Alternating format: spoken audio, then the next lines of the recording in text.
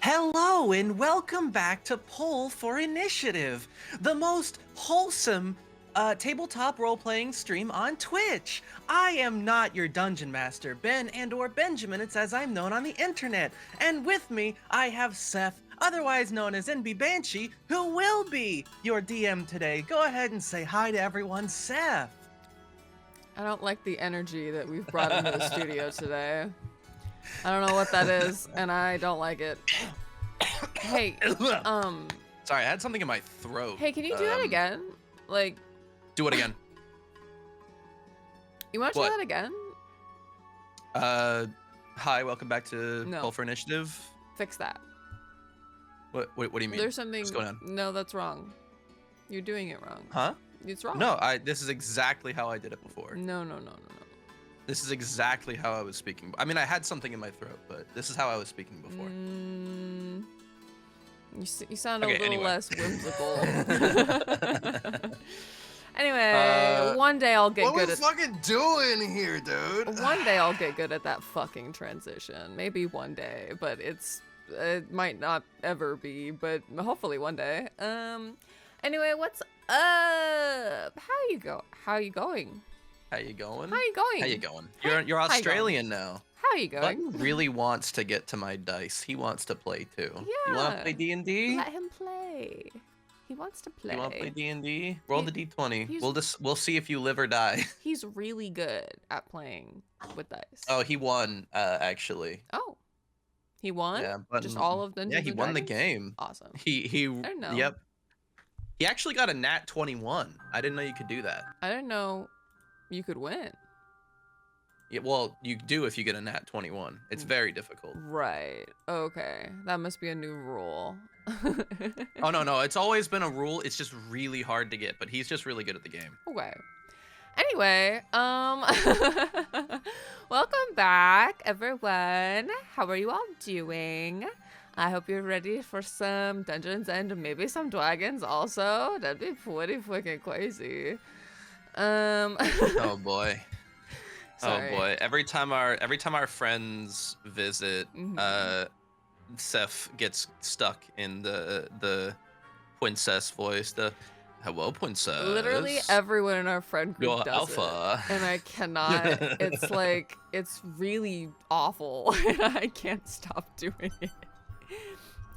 Anyway. It's so funny. It's so funny when everyone acts like I'm the only cursed one. Meanwhile, you and Riley also behave like this. I don't It's just know. they just don't think you do. I don't know what you're talking about. I've never done anything fact, like if that in anything- my whole life, actually. If anything, Riley's more cursed than me with the things that he says sometimes. Now that's true. Riley's pretty fucking cursed. Anyway, You trained him well. well, don't say that. We don't like those implications. He was apprenticing under me for evil. Oh, awesome. Mhm. Okay. Anyway, hey, you guys want to play? You guys want to play some fucking Dungeons and Dragons or what? Or what the fuck are we doing here? Or Yeah, we huh? gotta do a recap, right? Yeah. We gotta do a recap of last session. I Yes. think I can do that actually. Oh, I wrote one, but if you want to go for it.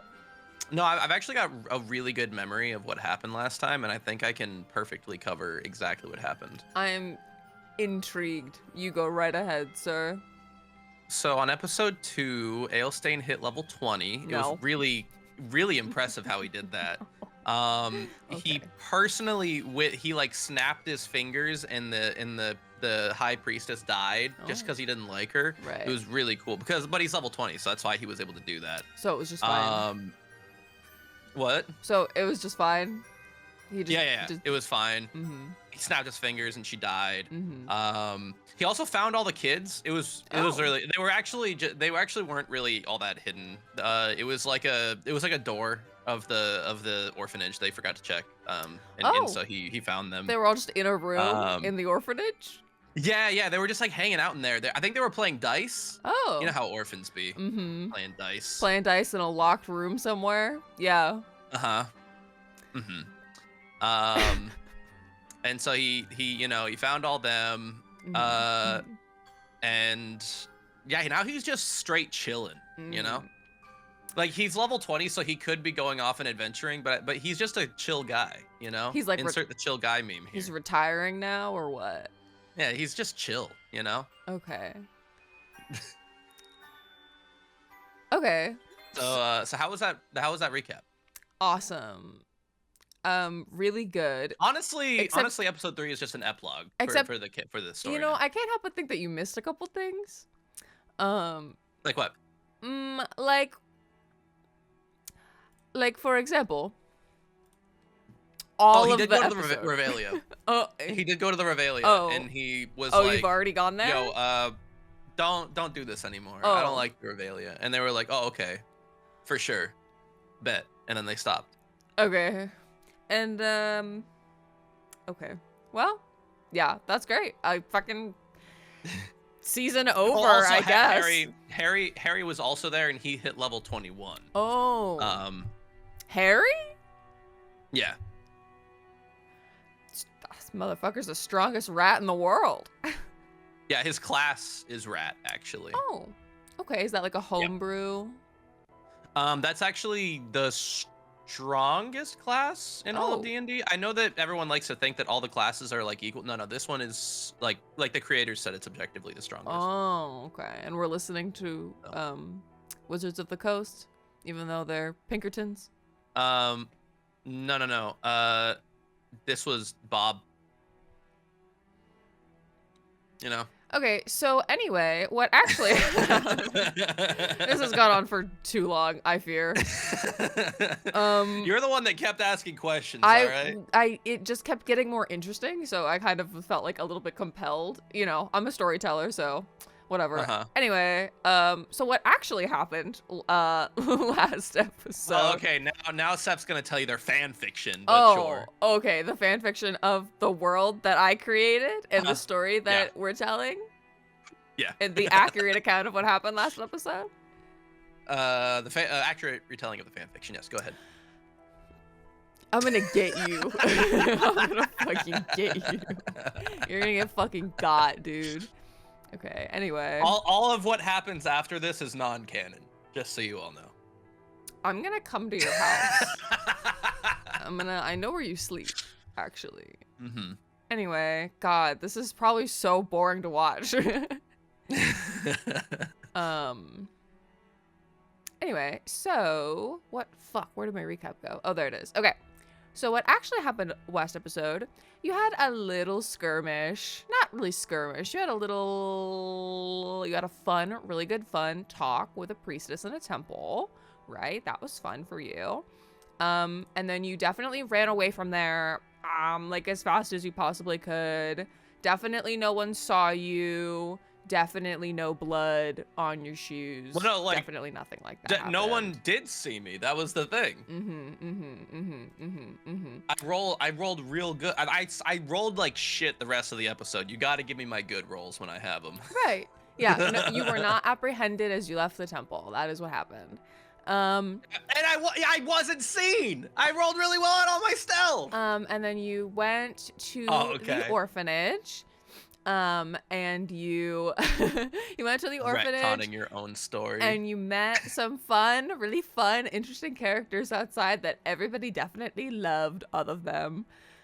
You met Ambrose, and Kaz, who you still don't know that much about. Ambrose, the historian advisor for the council.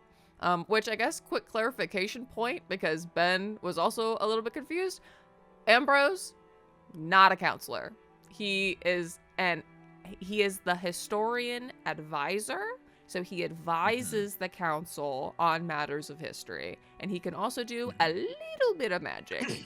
And he also talks like this, and he's very cunty, so that was him. Anyway, Kaz, don't know much about him. He was also there. You also met Niobe and Hope, who you later discovered were the adopted mothers of Iris and Daisy, two of the newest Oasis members and two of the children who are missing currently. You investigated the orphanage, had some memories as you were walking through the place and kind of investigating what happened to your friends. Reunited with Best Boy, your very best friend in the whole world, the largest, fattest, most rotund circular rat known to man. His name is Harry. He now lives in your scarf. We all love him. You found... Chat, if anything happens to Harry, we riot, okay? Okay, great. You investigate... You can kill Alestain, but Harry has to be able to run away and escape, okay? Oh, okay. That's the rule. All right. Oh, all right. I didn't know you were adding homebrew rules to my world. That wasn't... Yeah, that's the rule. Okay, great. If Harry dies, you're a bad author. Oh, awesome. Fantastic. Yeah, we definitely love that. I love that for me personally. You went through the orphanage head matron's office and her bedroom. You found something interesting. You found something that belonged to you that you had never seen before previously. A little trinket that was apparently dropped off with you when you were given to the orphanage as a little baby. And a nuclear warhead. It's weird that she had that in there. Yeah, there was definitely a nuke in there. Really weird. I don't even know how she got it in there. Yeah, I don't really know. Those crazy. Haven't really been invented yet. I'm not really sure where that came from. You spoke to Ambrose about the letters and the flyer of the once renowned traveling circus called the Revelia, which you uncovered. A little bit of hints of undeath lingering on the paper, some red sticky substance smeared across the back spelling the word help. Jam. Definitely strawberry jam. Definitely nothing else. Jam, trust. Ambrose told you as much as he currently knew about it, and he also mentioned his friend Yavanna, who he has not spoken to in quite some time, but he remembered that she was going there, and that was sort of the extent of what he knew about it at the time. You went to the stockades to interrogate and intimidate the head matron. I got the one nat 20 of the session, baby. I got to terrorize her. I'm pretty sure you rolled 2 natural 20s, because in the beginning, when you were speaking to Ambrose, you got a natural 20 on your insight check about like why they were laughing. That's right. When you were implying that I got a nat 20 on the gay check to check if he was gay. Oh yeah, you also met Killian, the current captain of the guard, who you did not like and left pretty promptly. Seemed like he was having maybe a bad day. That guy was a cornball. Right. And then after that, you departed the stockades. Ambrose bid you adieu, gave you his card, told you to stop by his home the next day if you were in town still. You returned back to the Hidden Gem Tavern and inquired with Dandelion as to if it were possible for you to perhaps get in touch with the infamous Queen of Rags, the sort of, well, we don't know too much about her at this point. She's been brought up a little bit, but sort of a mysterious figure. And that is where we left off, with you sort of tossing and turning in the night, unable to sleep. However, as per usual, we don't start where we finished last time. We begin with a little prologue. 6 years ago. About a month after you and Amber have been brought to Dragonhold. It has been it's been a month of adjusting to cold climate. It has been a month of barely seeing Amber and passing and trying to acclimate to your new surroundings. You've been sleeping soundly every night, if only because you are unconscious from the days of grueling training and activities and learning that you were doing in this place. And you see today, a month into your time here, is quite the same. You are in the courtyard of Dragonhold. It is a cold winter's day. The snow falls from the sky, sort of covers the ground. You are in the outdoor training ring. the other members of your order sparring around you, and before you, your opponent. You see Kestrel sort of paired you off, and before you is Grayson, a friend in perhaps name only, someone you don't know too much about. He is human, blonde hair, relative build, and the two of you spar. At first, Has Alestain trained at all with a sword in this month? yes, in the last month, you've been training physically, sort of, endurance, things like that, just like gaining muscle, learning sword techniques. And you've also been learning intellectually classes about different kinds of monsters, different forms of magic, the planes, cosmic theory. And Grayson has been here longer than you have. And you suspect that even were that not the case, he seems to have previous sword training. And so it's perhaps not an even matchup. You who are still only learning the basics of how to wield a sword. You see... Hold on, this fucking music is so goddamn loud. Grayson. You're about to die. Grayson's... We're retconning everything up until this moment. You see, they're sort of... You're in the courtyard. Regardless of the snow, you fight. Regardless of weather, regardless of monster, regardless of any circumstance, you will fight. And you see Grayson steps towards you. He's got a sure grip on his sword and sort of he's got a look in his eyes that is playful rather than focused. He seems to think that he's better than you and is sort of... He's taking this, like, not as seriously as he should be, essentially. He steps towards you, he swings his sword. You're sort of just able to dodge out of the way. The two of you go back and forth for several minutes, exchanging blows, dodging, ducking, weaving, tucking. You see, you roll out of the way, you get a nick on your cheek as the end of his sword sort of slices you. And he is relentless in the pursuit, does not give you any moment to go on the offense. You are defensive essentially the entire fight. You see Kestrel standing, assessing, every group fighting, their inquisitive eyes always watching. You see in one of the rings near yours, you're sort of focused on what you're doing, but for our audience, his newest friend, Gale, our short gnome friend with dark hair, is nearby fighting her own battle. Though instead of a sword, she has 2 daggers and a crossbow on her back. You see all the different initiates and just sort of other members are just going and like fighting like this is a real fight. It's training, but Kestrel says, like, it doesn't matter if it's just training, you treat it like it's real, because out there you're gonna die. The two of you exchange blows.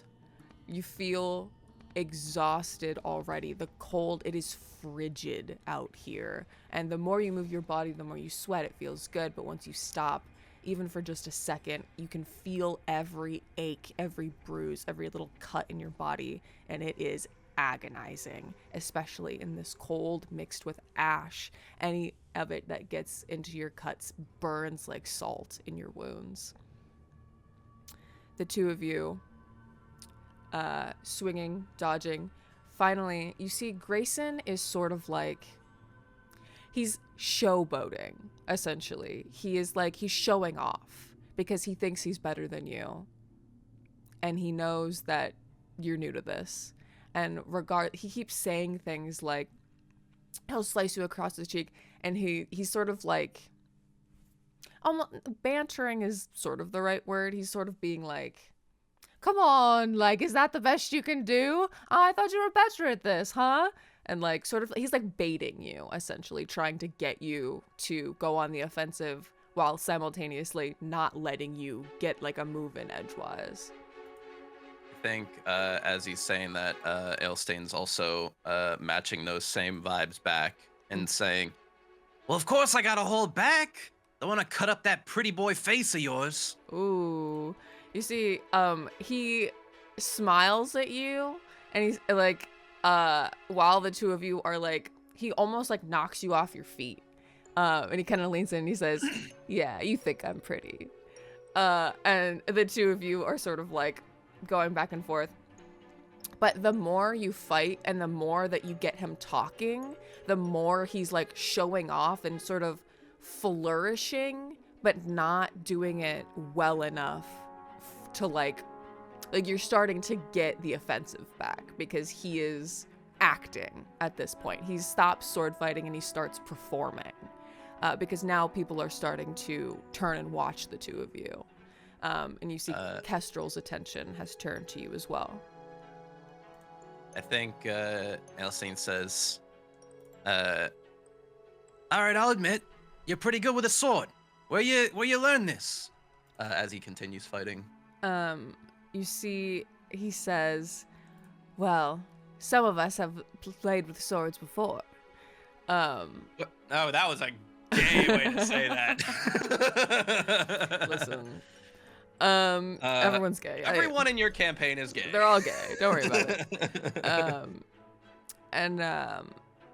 But he says, I had some training when I was a kid. What? You never learned to fight with swords wherever you're from? As he fucking takes a slice at you.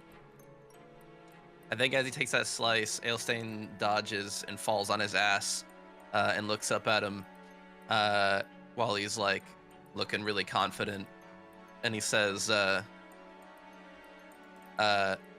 can't say I've got much proper training, but you know what they say? Not every fight can be won with a sword. And he grabs a handful of dirt and chucks it in his face. And as he stumbles back, he sweeps his ankles with his leg to knock him on his ass as he spins to get up, and holds the tip of his sword at his neck. Grayson goes down hard, completely not suspecting you to take him off his feet so easily. And you see he kind of like lands hard on his tailbone and gets kind of like dazed for a second. And you see like he sits there, your sword at his throat. And he sort of looks up at you with like surprise and anger and sort of like, oh yeah, he's like kind of like coughing the dirt out of his face. He is not mad that you have beaten him. He's mad that he's mad at himself that he wasn't like taking this more seriously. And you see you've got like your sword through his throat, and he says like, everyone's expecting us to be heroes. You know, I intend to live up to that. Can't say the same about you though. And he sort of like backs off and like tries to get back up. And you see Kestrel sort of like waves their hand in the air like the fight's over. I think Alestain offers out a hand to help him up, and he says, nah, I ain't ever been good at being a hero. Grayson says, well, that's what we're here for, so you best learn fast. Does he take his hand? Yeah, he accepts your hand, and you help him up. And you see we sort of pan up out of this scene, Dragonhold getting smaller in the distance, and you see what Alestain does not see is in the entrance of Dragonhold, Amber looking out the window, trying to catch even just a glimpse of her friend before she is pushed and moved along to wherever she is going. We move out of this place, back to the present day. Back to your little room at the Hidden Gem. Let me change the music as well. It's been a hard night. You were having trouble sleeping, tossing, turning, just sort of picking at your food. I think uh once it's like really late, like 2 a.m. or something, and people are going home for the night, Mm-hmm. I think Alestain just can't control himself anymore. Mm-hmm. He's been running the details of the previous day through his mind over and over again, Mm-hmm. and he just sits up uh, and he's decided that he has to go back to the orphanage and see if there are any details he missed. Okay. You rise in the middle of the night. You return through the darkened streets before sunrise back to the orphanage. You arrive, you find the darkened building the same as you left it. You enter inside. Where do you go? Is there like anyone like guarding the crime scene? Does he like need to sneak past anyone, No. The streets or is it just like dead streets? The streets are empty. Oh, perfect. Then he heads in, and I guess realizes he didn't look too closely in the dormitories, Mm-hmm. and he wants to go check those out again. Okay. You head up the stairs to the dormitories. Do you check the boys or the girls first? Let's do the boys' side. Okay. You walk up the stairs, open the door, and this room is not how you left it. All of the beds are made. You see Okay. moonlight Does pouring anything in else through the look window. disturbed? No. The beds are all made. This place looks pristine. Okay. He heads toward, I don't know, the closest bed. Whose bed was the closest one? Was it one of the kids he knew? The one closest to the door was Boot. You see his name carved into the headboard. He goes to Boot's bed, and goes to check if like that he can find any clues about who made these beds, if like there's like strands of hair or anything. And I don't know, pulls covers back. You pull the covers back, grab the sheets,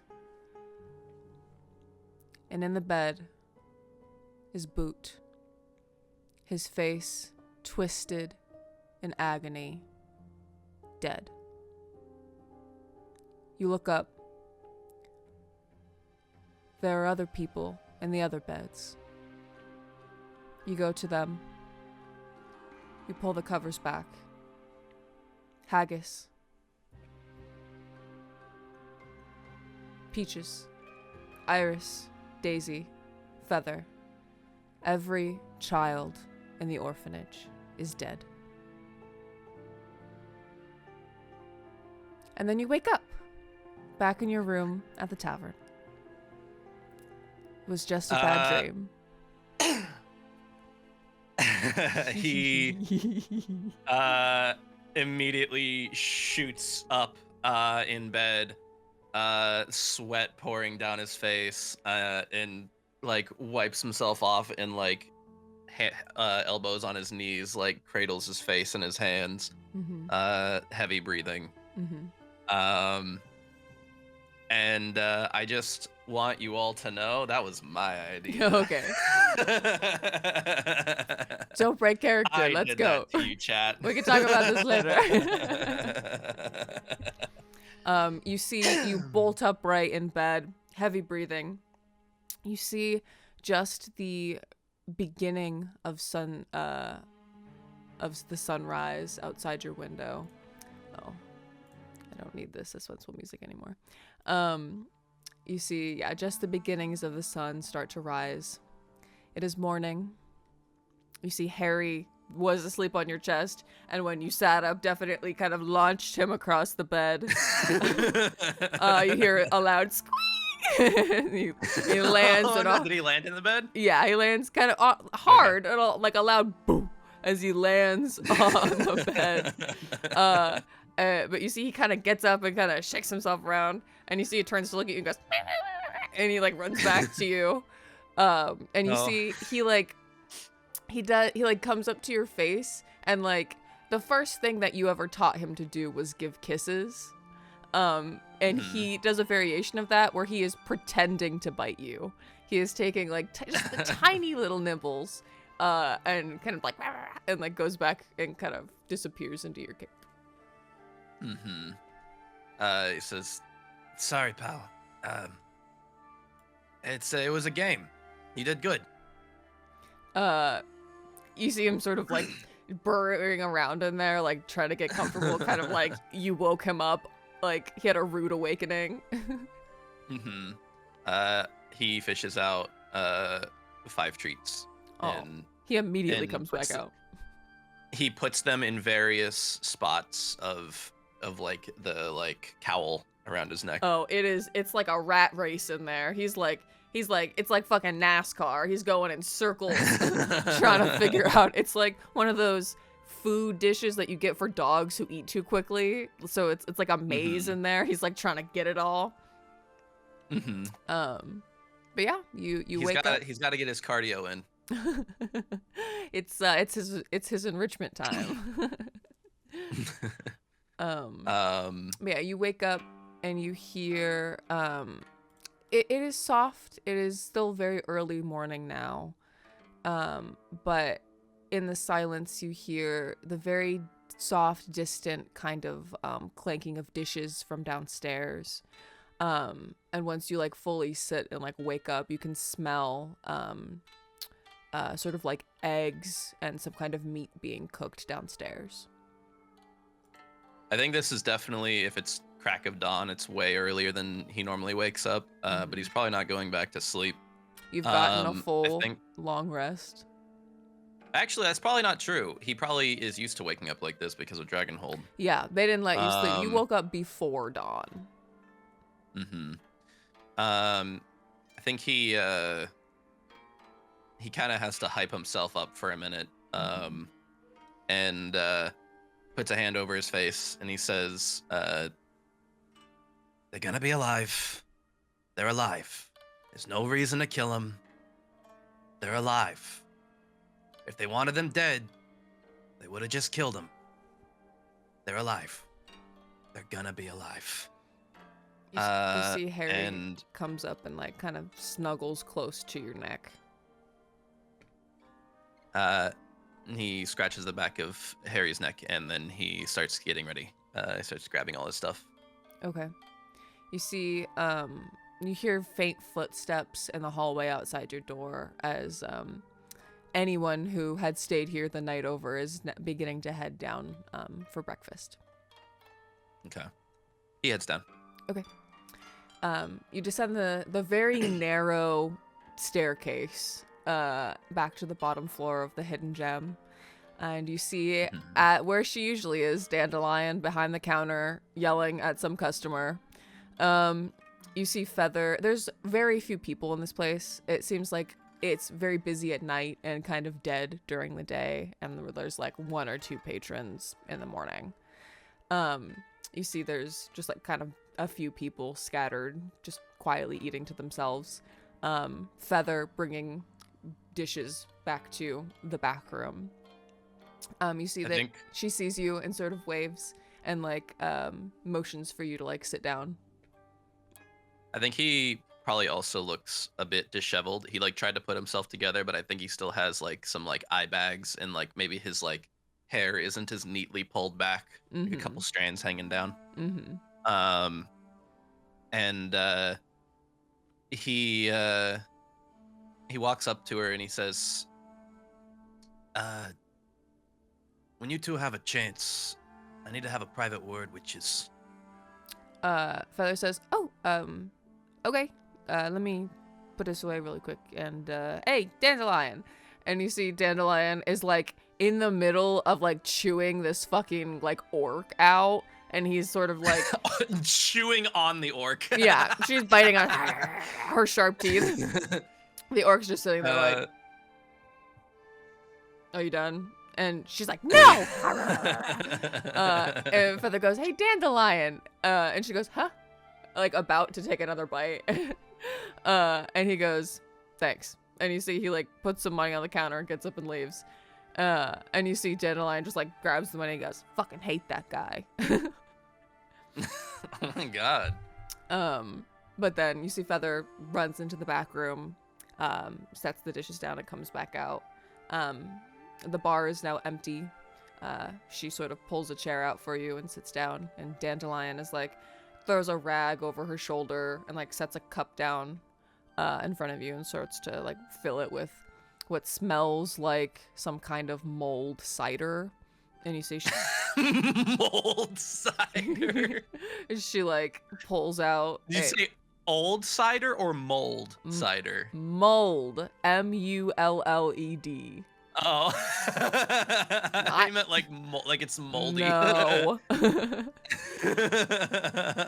you see she like pulls out a plate and she goes, sit down. And she puts like a muffin, and she takes like a couple, like she was cooking some like sausage like links, and she just like dumps a bunch of them onto the plate, and like some like eggs, and it doesn't look very like neat, but it smells good and it's free, so. He takes it. She goes, how'd you sleep? And he says, oh, like a baby. Oh. But with heavy sarcasm. Right. You see, Feather looks very tired. It seems like she has not had a chance. It seems like Dandelion's kind of been running her ragged in this place. Oh my God. You see she's got like a warm drink and is kind of like, she's sitting down. It kind of looks like you're not going to be able to convince her to get back up for a while. I think he also looks at her and he says, you know, you need sleep too, Feather. She says, I just woke up. I'm fine. I got like 4 hours. That's enough. You're supposed to usually get double that. You see she like sort of like ruffles your hair a little bit and she says, you're one to talk. Shut up. Leave me alone. What do you want? He says, all right, look. This is gonna sound like a weird request, but, can we keep everything I say here just between us? And I mean just us. Like, even Cyrus can't know. You see Dandelion looks intrigued, and like kind of nods. And you see Feather, who knows your sort of secret hand language, gives you a sign with her hand that means like, it's like cross my heart, hope to die, but it's just the hope to die part, but it's sort of like, it means like, I promise, you know? He says, I ain't saying Cyrus is a bad guy or nothing. I'm just saying I'm not sure who we can trust in this town right now. And the less people who know this, the better. Look. Sounds fair. What's up? I think I might know where the kids are. You see Feather's eyes widen, and she kind of like perks up and like looks around and is like no longer tired anymore. And she like leans forward and her feathers kind of ruffle and she goes, where? He says, or at the very least, if I don't, then I know the next place to look. All right, quit being vague. He says, first, I need to know something. Feather, back at the orphanage, boys' side dormitories, there's a floorboard in there. And, oh wow, Alestain. You're a big fucking detective. The whole floor is fucking wood. What do you mean? It's a special floorboard, Feather. Oh, a special floorboard. It's loose. Okay. Amber and I used to hide very important things there from the matron. Oh. No one else knew about it. So I gotta ask, do you know if any of the other kids knew about it? It's back in the corner, special way you gotta kick it for it to pop up, and then you can just barely pry it out with your nails. She immediately shakes her head and is like, no, I never knew about nothing like that. Says, you don't think none of the other kids knew about it? I know you see things that a lot of the other kids don't see, Feather. She says, yeah, I mean, you, first of all, correct. Second of all, no. Honestly, if we knew there was a place like that, we'd probably be using it, you know? But, no. At least as far as I know. I mean, obviously I don't know everything, but I never heard no one talk about it, and it wasn't, none of us knew. And he says, see, that's what I was afraid of. Because, I don't think the problem is going to be finding the kids. What do you mean? I think the problem is going to be getting them back. Explain. You see Dandelion is like starting to like she has like a dagger and is like cleaning out underneath her nails. Like, you're so boring her. He looks between them and he says, this next part's hard to say, but I got reason to believe they weren't actually after the kids. Whoever or whatever took them, well, I think it was after me. What do you mean? They took the kid? He says, like, after you? For what? He says, see, no one else knew about that spot. But when I went to the orphanage yesterday, there was no signs of forced entry, and only a few signs of magic use in the whole place.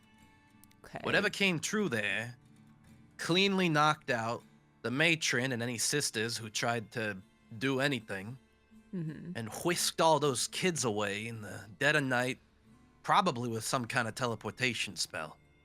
Now, I don't know much about magic, but I know enough to know that you'd have to be a damn fancy wizard to whisk away that many kids with one spell. You see, both of them look surprised by the mention of there being like magic involved. It seems like that was information that they hadn't heard previously. And you see Feather says magic, and Dandelion's like, magic? What kind of what the fuck are you talking about? Someone's teleporting these kids away? Why? To get at you? For what? He says, when I was investigating, I found something that the city officials missed. And she he says, fishes that does surprise me. He fishes the flyer and ticket out of his bag and plops them on the table. And he says, someone put this in that spot. And that spot, only myself and Amber knew about. And yet, both of us were at Dragonhold at the time. You see Dandelion picks it up and sort of looks it over. She sort of smells it and like takes it away from her. She goes, ugh, smells nasty. And you see Feathers kind of like inspecting the ticket. It's like really shiny. And you see she's sort of like moving it back and forth, and like she likes that it's like shiny in the light. And Dandelion like snatches it out of her hands and is like starting to look at it too. He says, why would someone leave this in there? None of the kids did it. Guys, this here...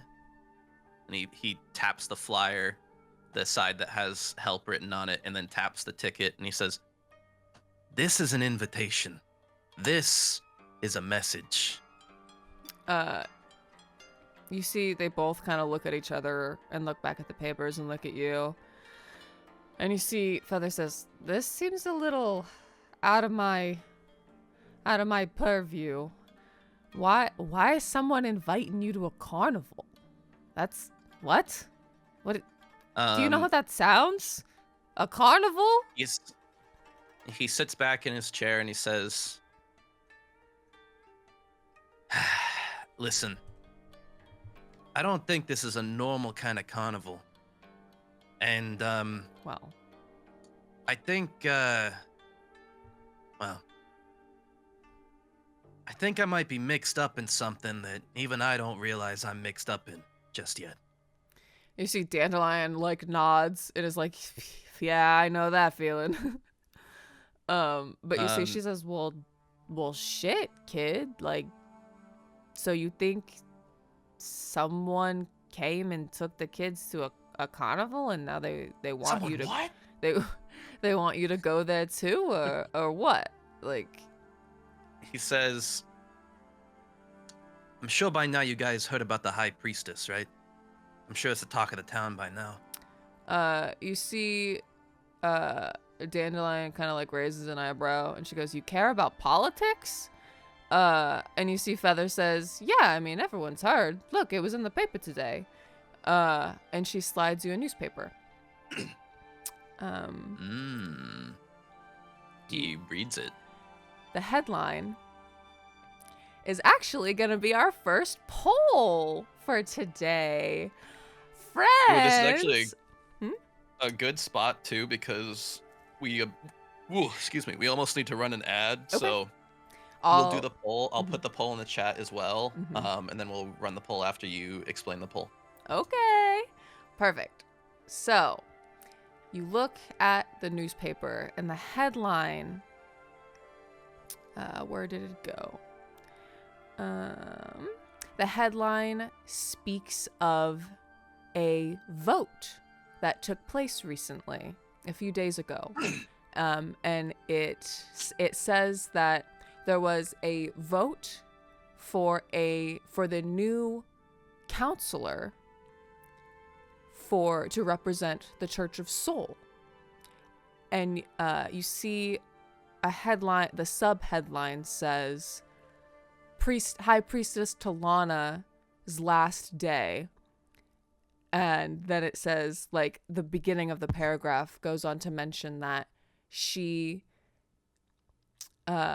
was stepping down from her counselor position to go on a pilgrimage. And that, Damn, one day out from retirement. And that there was a vote held to find her replacement.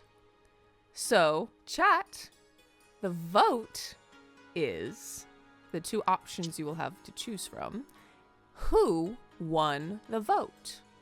Who is going to be the new counselor to represent the Church of Soul? Will it be the former prince or the ambitious acolyte? Let me pop that poll up. Number 1 is the former prince, and number 2 is the ambitious acolyte in chat. To vote in chat, you just press 1 or 2, depending on what you want your option to be. It looks like our winner is the ambitious acolyte. I'm so intrigued about that. So that's really fun. Chat hates a prince. Yeah, I mean, valid. So, I think acolyte also has potential to be a woman. Valid. Unfortunately, prince is definitely a man. They're like, we have to go with acolyte in the hopes that it's a buff woman. Prince could be a gender neutral term. That's true. But whatever, it's okay. But not a term for a woman. So you see that on the paper in front of you, it says that it says that the High Priestess has left her position, stepped down from her position to go on a pilgrimage. There was a vote that was held, and it seems like the newest High Priestess of the Church of Soul and the new counselor who will fill Talana's role is a woman named Surya Everglow. And you see there's a picture of her on the newspaper. She appears to be an elven woman. It's a black and white picture, so you don't get a lot How of... do you spell her name? Surya Surya, Mhm. and then Everglow, Everglow. And she's a what? She's an elf woman. You see her hair is pulled back into a tight bun, and she has like golden adornments along her, like a golden sort of chain headpiece, and like delicate like earrings, and she's sitting very prim and proper. And you notice, though it is black and white, it's still kind of, you can still tell her pupils are doing that same like yellow glow that Talana's were.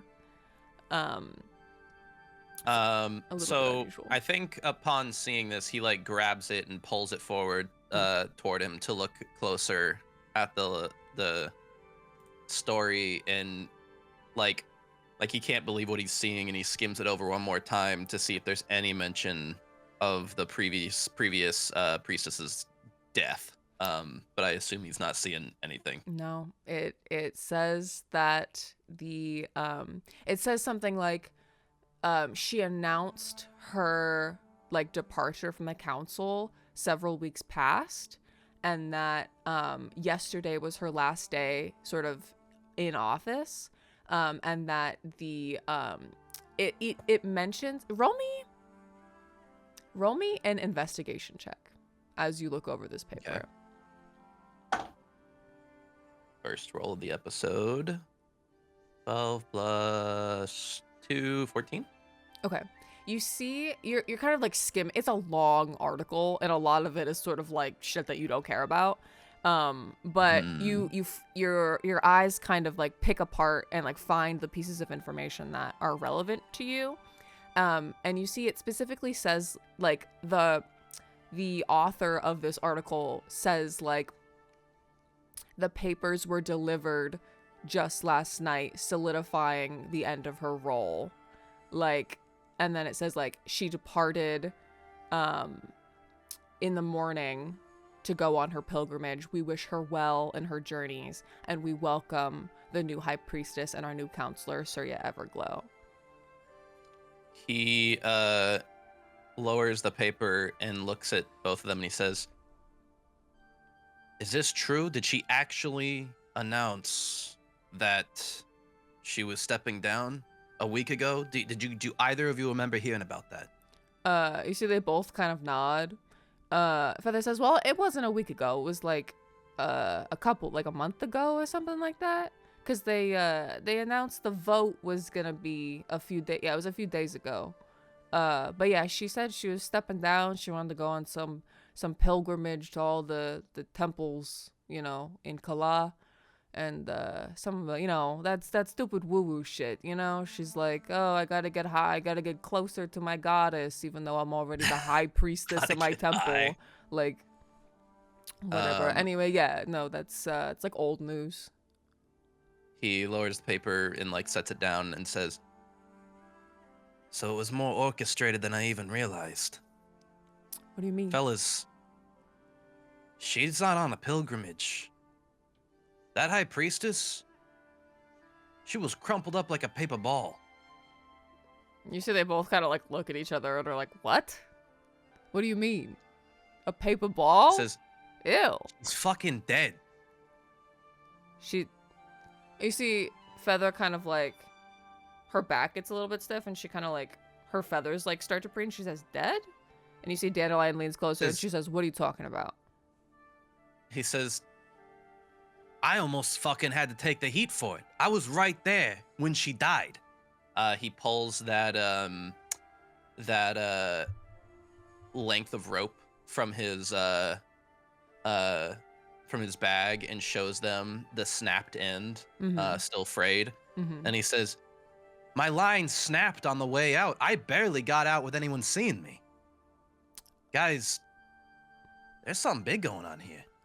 What do you were at the temple and you killed her? He says, no, not me. Look, this is why I said I don't know if we can tell Cyrus just yet. He had me delivering letters to her. You see, letters that I kind of wish I would have read now, but I don't know. I just figured it was council business, and I frankly didn't give a shit. Mm-hmm. I had bigger things on my mind. And he just so happened to send me directly into the lion's den as she was about to be killed. And right before she died, mhm. shit got weird. And I think it might be related to the kid's disappearance. Well, all right. That is a little suspicious, I will admit. But she says, like, she kind of seems hesitant to, like, think that Cyrus, like, would do something like that. She says, like, well, she says, I agree with you that sounds weird, but I need more information about this if you're gonna go blaming Cyrus, because, you know, that man's done a lot for us. So, like, I need you to tell me what happened here. He puts his hand on the back of hers and says, listen, I'm not saying Cyrus is a bad guy, okay? Hell, Cyrus might not even know what he's mixed up in just yet.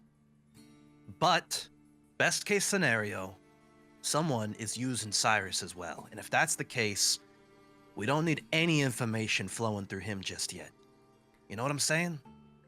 Right, okay. Well, how did she die? If you didn't kill her, you saw someone murder her or something? Why didn't you report it? It says... Well, I mean... It says she gave me some fucking hoity-toity goddess prophecy. Apparently I'm supposed to do some fancy wielding of death or what have you to, I don't know, carry out some mission for her. What? Point is, I ain't doing it. The goddess of light asked you to wield death? What the fuck are you talking about? What? Because that's what I'm saying. What is with these goddesses and gods and their vague-ass riddles? Wields death. Okay, am I gonna kill someone? Am I gonna be using some kind of, like, necromancy magic? Like, what does that even mean? That could mean all kinds of things. You see, Feather, her eyes kind of, like, open a little bit wide, and she is like, prophecy? And is kind of like intrigued by the idea. But you see Dandelion is like taking this very seriously and is like, listen, kid, prophecies are no small fucking thing. What did she says, like, she kind of like lowers her voice and she says, like, listen to me very carefully. What exactly did she say to you? Did she tell you that there was a prophecy? What did she say? She said, I'm her chosen, and the chosen of light's gonna wield death to avenge what was lost. Real vague, real goddamn unhelpful. And you see she kind of like, she goes, ugh, and kind of exactly sounding like a prophecy. Fuck. That's not good, Alestain. Look, I know you were never really into the church, and hell, I'm not, but I've been around long enough to know, you know, a bit about it, right? Prophecies, they say they always come true. So getting mixed up in one is fucking bad. He says, yeah, big whoop. I can make an order at a restaurant and I can get the burger to my table. Does that mean I can tell the future? No. That means I'm giving commands and making something happen, what I want to happen. I don't give a shit what Soul says. She goes, yeah, I mean, I don't fucking care either. I'm just telling you, like, that sounds like some serious shit. And anyway, so she just died? Or how did... You gotta be more specific. Tell me what happened. How did she die? She died right after that. Was she just like had a heart attack or something? I've been trying to figure out, like I said, crumpled up. I was trying to decide if she died as a result of giving me this prophecy or she had exhausted her usefulness and whoever's orchestrating all this killed her off. It's too coincidental that it lined up with the last day she was in office. This was all planned down to the letter. You see, they both kind of are like uneasy. Feather says, well, shit. Yeah, that's weird that they didn't bring it up. You said this happened last night? He says, yeah, just as sun was setting. I barely got out of there in time. Look, if no one knows about this, That means someone is trying to put this new Surya girl into power. There's some kind of hostile takeover going on right now. Well, I mean, and you see Feather goes, well, that was a vote. Like, everyone voted for that, right? And he says, yeah, and as we all know, votes are always strictly democratic. You see Dandelion is like nodding, and Feather is sort of like, doesn't really get it, but is sort of like, yeah, like, I guess so. And she says, this is hurting my head, Alestain. I don't know that much about politics and stuff. He says he like sets everything down and like kind of spreads out the documents in front of him. And he says, look, key points here.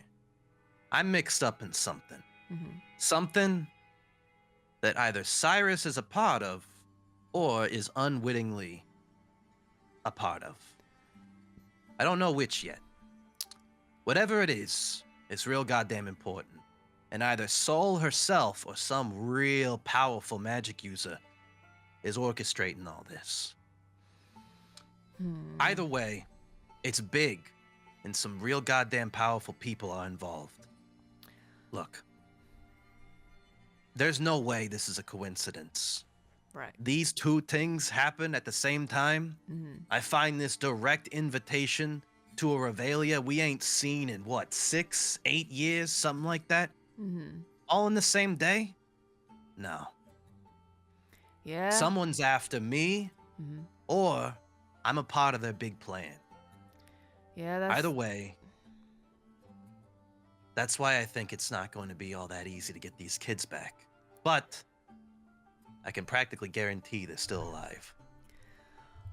Okay, well, at least, I guess if you're sure about that, that's one thing.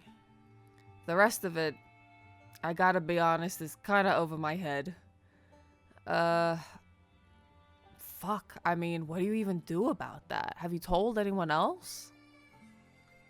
Says not yet, but I got some people to question. One of which being Cyrus, and he looks at Dandelion and he says, "You see now why I'm considering the queen?" She kind of nods, and she says, yeah. And you see she kind of tilts her head and says, it's funny, I don't think you know, but the queen is, she's kind of like me, right? She's not religious. She doesn't worship, as far as I know. But, she knows a lot about prophecies and religion and stuff like that. Well, to be fair, she knows a lot of shit about a lot of shit. Yeah, she might be knowing some stuff about that. That's... He taps the flyer again and he says, "The most important point for you guys to be getting out of this is that this is clearly a trap, whatever it is. Of course. It's a trap. It's a trap that I can't avoid. Mm-hmm. So I got to do the next best thing. I got to be ready for when I trip this trap. I got to learn everything I can about this goddamn regalia." And he kind of like, his eyes dart back and forth between the two of them and he says, "Anyone you think might know something, I want you guys to reach out to him, okay?" You see, they both nod. And you see Dandelion kind of considers for a second. She says, like, carnivals is shady business, usually. There ain't never been a carnival I've been to that was run, with everything above board. But, I never knew no one that worked for that one when it came to town. It was all their own people. They didn't hire anyone locally. And, to be honest, I don't know anyone who went. It sounds familiar, I heard of it, but I don't know anyone that went. So I'm not sure that I would know anyone who knows about it. And he leans in and he says, "And ain't that weird? Ain't that weird that no one seems to know anyone who went?" You see, she sort of nods and says, yeah, I mean, I remember there being a lot of flyers around when it was in town. And I had people talking about it, but I never heard about anyone actually going. It sort of seemed like, well, to be fair, I did I do remember that it was kind of like an exclusive affair. Like getting a ticket wasn't so easy, at least back then. And you see she looks down at the ticket and is kind of like shifting in the light. And you see she smells it. She gives it back to you. She says, that smells like. She says, no offense, I don't know where you picked that up, Alestain. That smells like death. That shit smells nasty. I can't remember. Did the ticket or the flyer have a clown with orange hair and yellow eyes? I think it did, right? Like they were like wearing a mask or something, and the you ticket, could see like one yellow eye. The ticket has a clown's face. They're wearing a mask. You can't see their hair. They're sort of wearing like a hat. And one eye is completely black, and then behind the mask you can see one glowing yellow eye. He says, that's just about everything I got for yous, but one last thing. And he says, he taps that ticket in specifically where the face is, and he says, I paid the matron a visit last night. You see Feather like. And she actually was withholding one little fact from the city officials. Oh, that don't surprise me. I think she saw this fella in the flesh. Oh. Shit. You think a clown guy went to the orphanage and kidnapped those kids and teleported them away and then left this for you as a trap? And he says, you see the bullshit I've been dealing with today? Or yesterday? Yeah, I gotta be honest with you, Alestain. That sounds like the dumbest shit I ever heard. And he says, I know. If I'm gonna be caught in a trap, I at least want it to sound cool. She says, yeah, carnival's not really my thing. You see Feather kind of like sinks down a little bit. She goes, I don't like clowns. He also sinks back in his chair and he says, but at least you know I'm telling the truth, cause if I was yanking your chain, you know I'd make it sound cooler. They both kind of nod. And you see Dandelion kind of like tugs on one of her braids a little bit, kind of tightens her hair wrap. She says, all right, well, I guess good job finding this shit. But, you know, if there's anything I can do, you know, I'll ask around. But honestly, I wouldn't get your hopes up that someone knows something. But, I'll look around. I'll ask. Is there like a mail system in town that could quickly get like mail from here to like other cities? There is a post office in Midtown. And how does postage work? Is it like super slow in this universe, or is it like magic in some way? You know, I don't think you've ever been to the post office before. So, you don't know that information. Do I have to go all the way to the post office just to learn how postage works? You could ask. Come on. Roll me a history check. Okay. I just got so much to do already. Yeah. 18. Oh. And you said was it investigation, history? What did you say? History. Oh, +0, 18. Okay. Flat. No, that's still great. Yeah, you know that there is a post office in Midtown. And they use, it's a magical means of transportation. They have, there's sort of a couple different ways to send letters. But there are sort of these tubes that they insert them into and they shoot up and disappear somewhere. You're not certain exactly how it works, but you know that they get there pretty instantaneously wherever they're trying to go. And Does it cost anything to send a letter? Yeah, but it's cheap. It's really cheap. Like you can get Is it like a gold a letter or something? You need like you can buy a thing of stamps, and you just need a stamp for each letter. But you can get like 100 stamps for like a gold. So. Okay. And you see. I think he places a single gold on the table, and slides it over to them, and he says, why don't you go ahead and pick up some stamps? I'll keep in touch with you guys. You see Dandelion opens a drawer and kind of ruffles around for a second, and she pulls out an entirely unused thing of stamps, and she says, I don't send letters. You can have this one. But she does take your gold. He's like, well, no, I meant you to get Holy shit, you have stamps? I didn't even know you knew how to write. I send letters sometimes. I run a business. When was the last time you Alestain. sent a letter? Shut the fuck up. These stamps are old. These stamps are like yellowed on the edges. Like they'll still work, but it's old. She goes, I write letters sometimes. I run a business. You're in my establishment right now. He looks at Feather and he says, "Can you like proofread her letters before she sends them?" She says, I already do. She says, Alestain, I write the letters for her. He slowly stands up and he says, All right, I'm gonna ask around, but something tells me I'm going to Lavian next. You see Dandelion And- kind of raises her eyebrows and says, that's far.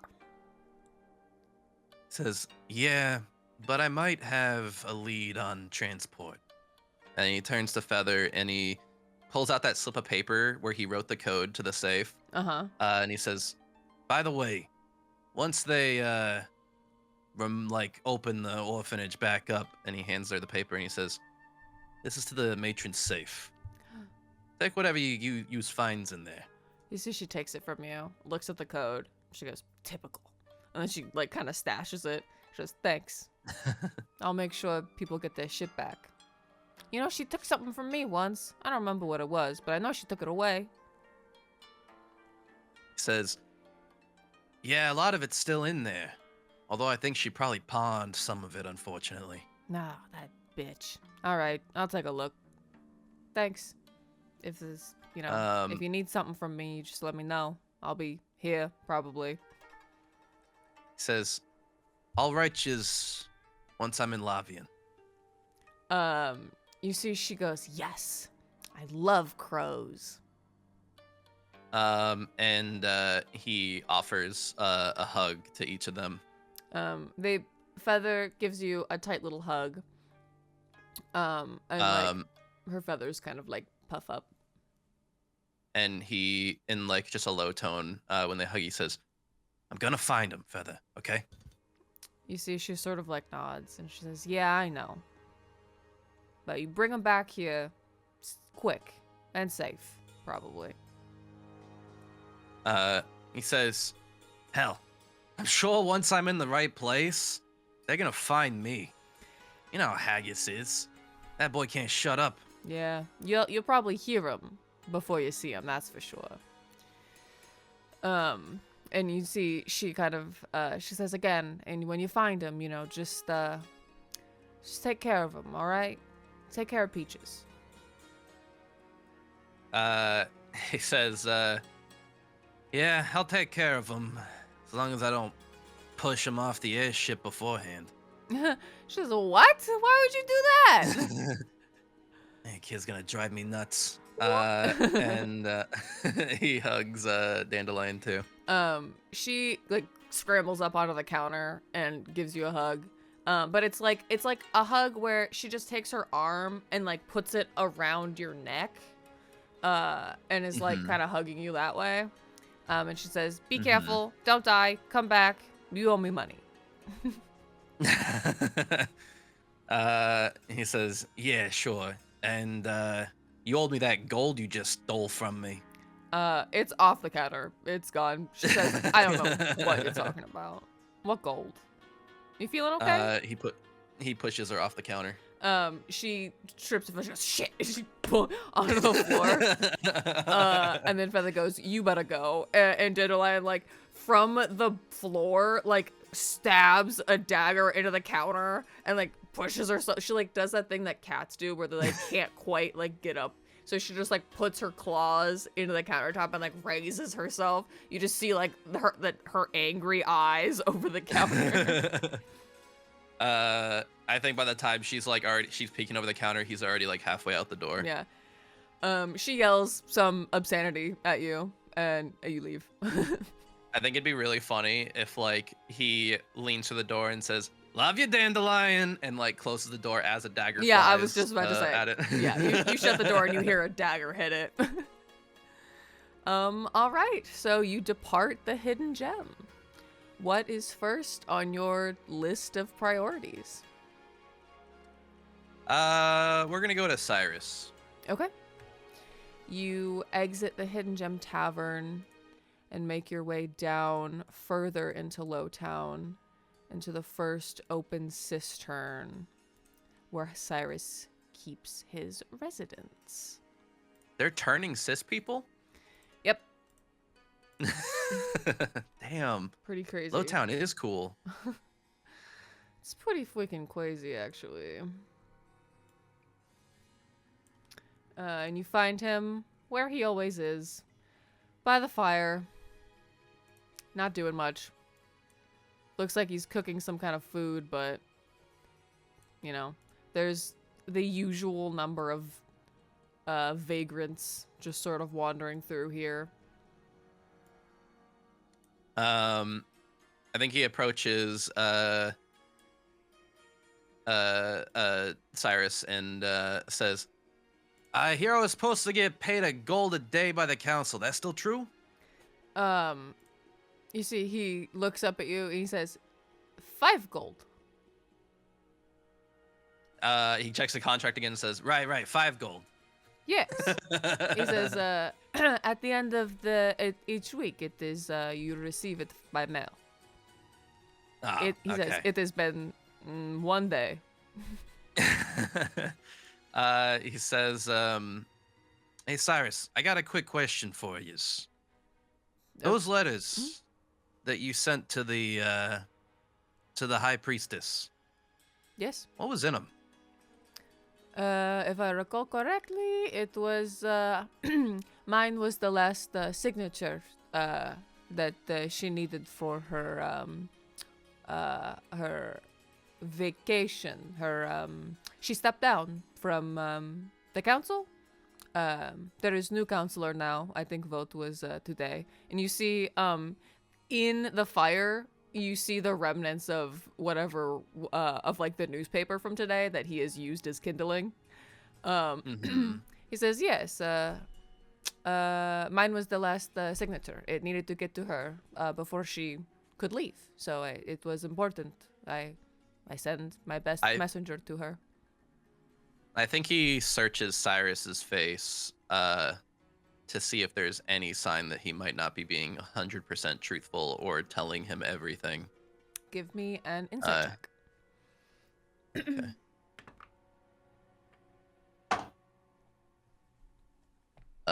9 plus 4, 13. Give me just a second to look at something.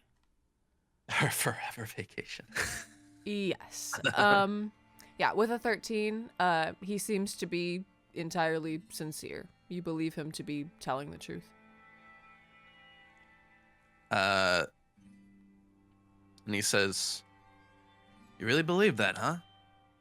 You see, That she's retired?" he says, yes, she left probably after you delivered the letters to her, or I believe her boat was supposed to leave at dawn. I did not go to bid her farewell. You know, I have other things to do here, but He says, "Cyrus, do me a favor. You got connections. I'm sure you know someone who could get in touch with her, right?" with the priestess? Yeah. So he says, well, she is on a boat, but perhaps, and I'm not sure of her itinerary, but, you know, well, and the thing about it is she is going on pilgrimage to temples of soul that are sort of dilapidated, sort of run down. She is going to restore some of the old temples in rural areas that are not as resplendent as they once were, or something, whatever the fuck she said to me. So it is not really she's not going big cities. It is a lot of little small towns. So mail will probably take a while to reach her, and she's traveling around a lot. So I don't really know. He Best way cuts him to off get and letter. says, "Did you notice anything off about her these past couple weeks? Anything at all?" See, he sort of like thinks. He says, she seemed preoccupied, but as leader of the Temple of Soul, and with her stepping down, it was her job to find candidates for the vote, to find for her replacement. So it's all kind of to be expected. Why? Why are you asking me all of these questions? Did something happen when you go to deliver the letters? He says, "I don't think she's on that boat, Cyrus." What? You mean like she take airship? Or horse? Nah, neither. Fact, she may have not even left town. She missed her boat? What are you saying to me? He says, I'm just Alestain, saying. be straight with me. I don't, Well, you I ain't talk never so been straight a much. day in my life. He says, you talk so much, just tell me what it is you are implying. He says, "Look, I'm just saying look into it, okay? And more importantly, I need you to ask yourself who you can trust right now, okay?" You see, he like squints at you and like looks around. He says, what game are you playing? He says, What do you "Oh, mean?" Cyrus, I ain't playing a game right now. Someone else is playing a game right now. He says, you are I'm saying." so fucking confusing to me right now. He puts a hand on Cyrus's shoulder and pulls him close, and like murmurs in his ear really low to be sure that no one else can hear. And he says, "Listen, I don't know who can hear us right now, so I gotta be very careful." You see, he Someone. holds up a hand to you. And then in your mind, you hear, so do not speak out loud. Um, uh, he says, "Whoa, whoa, whoa!" Like in his mind, he's like, "Whoa, whoa, whoa! Hey, whoa, chill! You gotta warn a guy before you start poking around in his brain, okay?" He says, I simply can only speak to you. I cannot read your thoughts. As far as you know. Um, he starts he starts like thinking about just like, I don't know, gross bugs and spiders and stuff to try and freak him out if he is reading his mind. You see Cyrus just sort of like is patiently like smoking his hookah and like waiting for you to respond. Just sort of. Okay, no reaction. No. He's like, "Listen, I gotta play my cards close to my..." Well, he doesn't say this, he thinks it in his head. "I gotta play my cards very close to my chest right now, Cyrus. There's something going on in this city, and I don't quite know what yet. And I don't know who's pulling the strings, okay? I'm telling you, be very careful about who you talk to and who you trust with information. That's it." All right. I do not know why you are being so secrety about this, but it is obviously important to you, so I will do as you say. Although it hurts my feelings a little bit to think that you think I am not already a little bit tight-lipped, but in my line of work. But He says, "Be especially tight-lipped, and more importantly, I guess now that no one can hear us, she's dead, Cyrus." elaborate. "She's dead. Who is dead? The High Priestess. She ain't on a boat, ain't on an airship. Might even be 6 feet under right now." How are you knowing this? Like I said, I'm mixed up in something right now. Someone's pulling strings, and I'm a part of their game, and I'm trying to figure that out. But I saw it with my own eyes. You witnessed the murder of a counselor, and you did not I report did. it to me. Says, I just did, didn't I? When did this happen? Last night? Yesterday. Why did not you come tell me immediately when this has happened? Who killed her? Says, because I don't know, Cyrus, okay? I don't know who did it. That's what I'm trying to figure out right now. But I think it's related to the kids. You see, he sort of like is like looks very upset and takes like a big like pull of his hookah pipe and blows it out, and is just sort of like thinking to himself. And he says, "All right."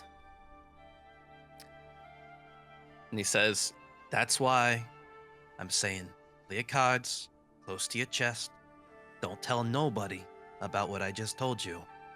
And watch your back. For all I know, they might be after every counselor. You see, he goes, this is good advice. This I will do. Is there more you can tell me, or is there something more I can be doing for you? He says, I do got one question for you. Mm-hmm. You remember about, what was it? 6, 8 years back, something like that? There was a carnival in town called the Revelia. Yes, I do remember that. I did not go. I do not like funny little men. They are boring to me. I have enough funny little men to deal with in my day-to-day. I do not have time for the juggling and the fun colors and the magic. I am too busy a man for that, you know. But I hear it is fun. Why? Says, you know just about everyone in this fucking city, don't you? Just about. Says, rack your brain for me here. You ever heard of anyone attending that Revelia and coming back? You see, he sort of contemplates.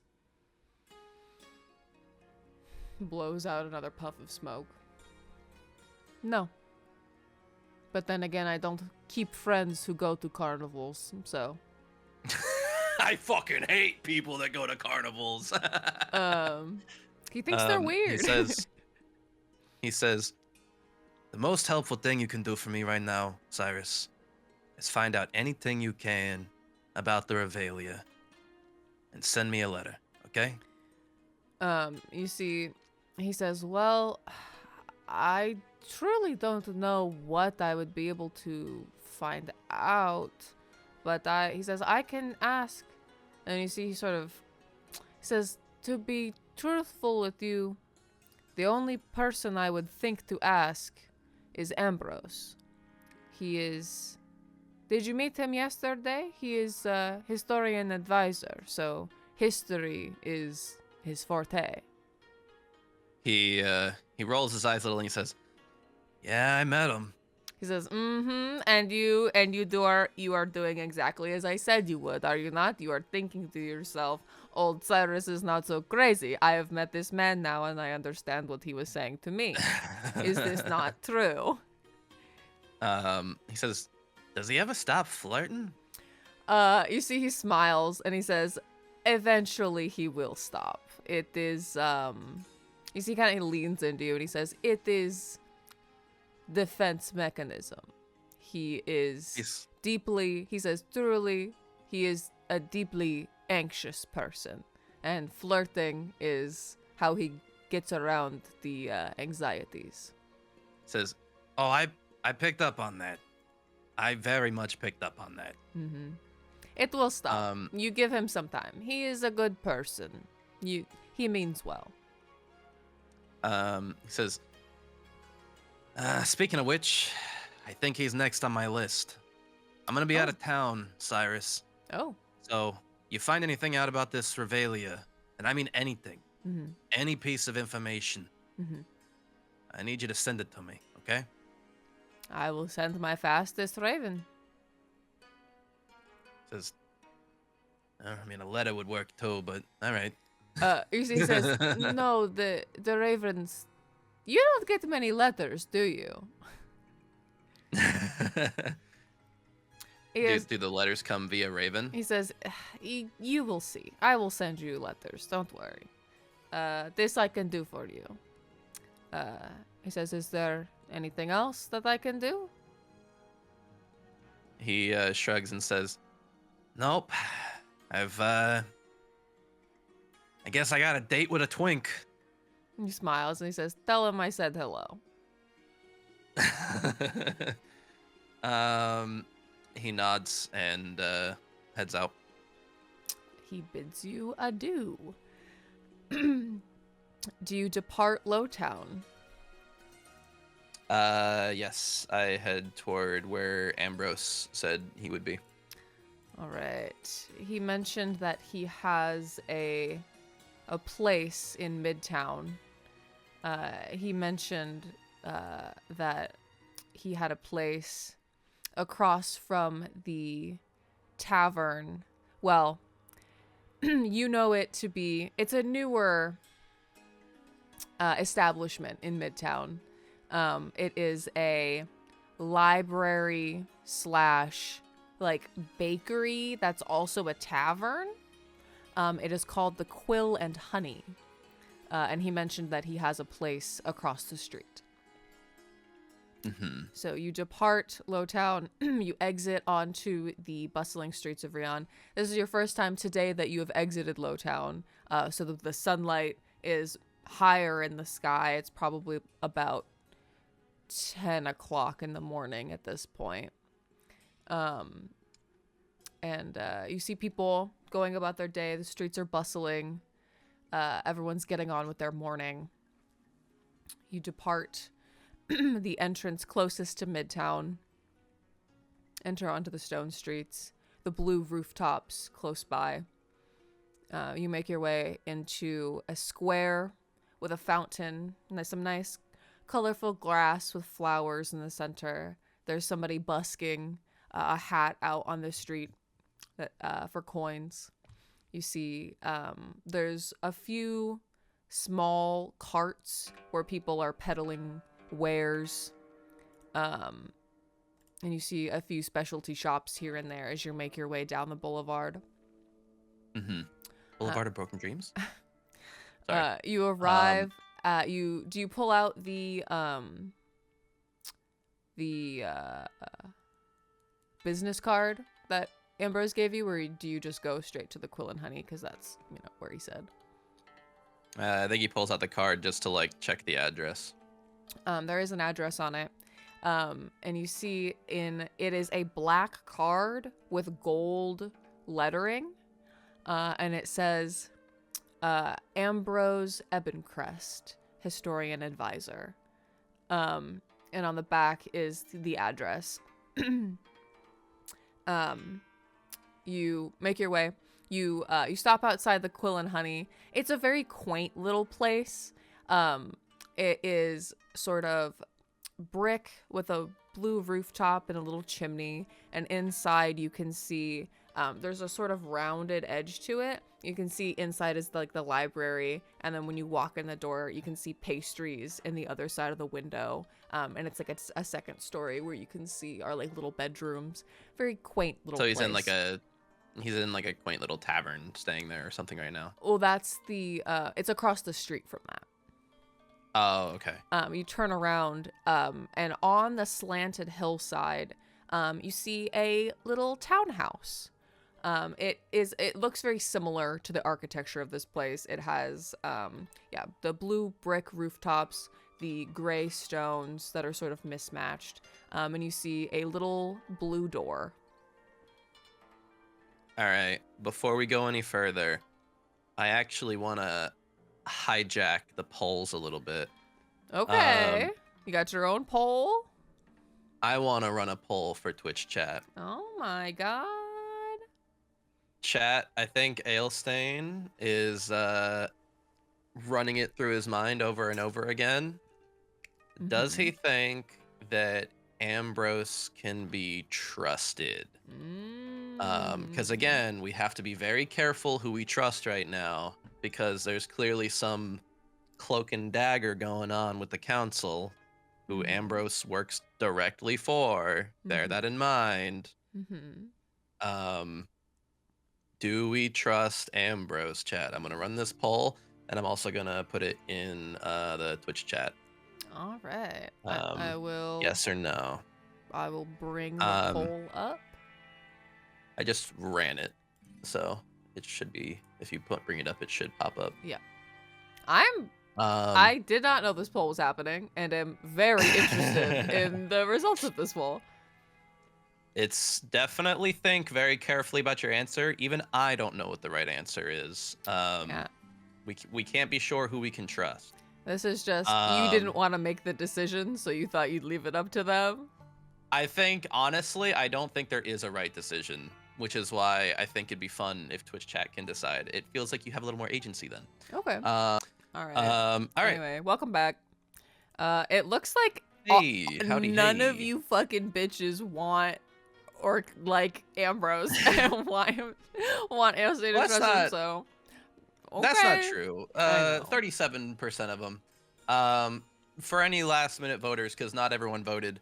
I just want to say, so part of the reason I ran this poll is that like I think it'd be fun if I like kind of treated Alestain a little bit like a character from like a Wolf Among Us or like a Life is Strange or something, like where like they have like he has like canned ways that he is, you know what I mean? Like he is still Alestain. He's still gonna go about things a certain way.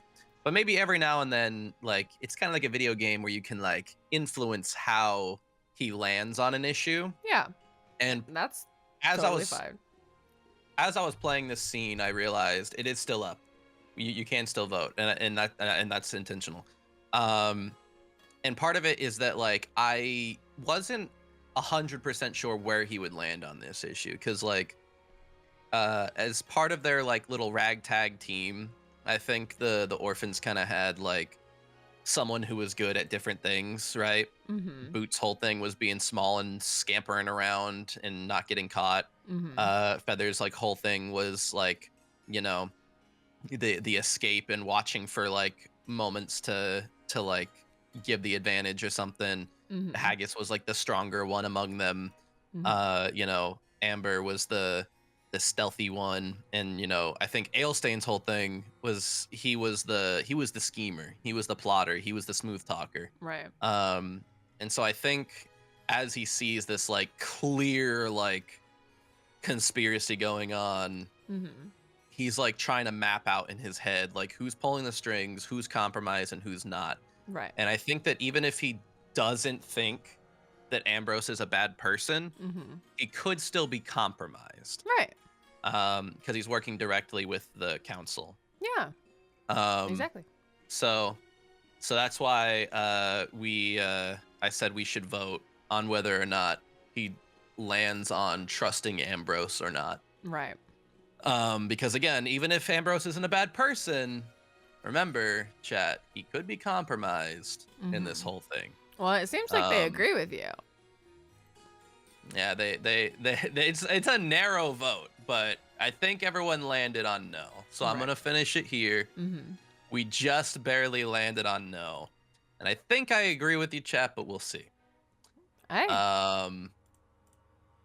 Anyway, I just ended it. Yep. Okay. Yeah.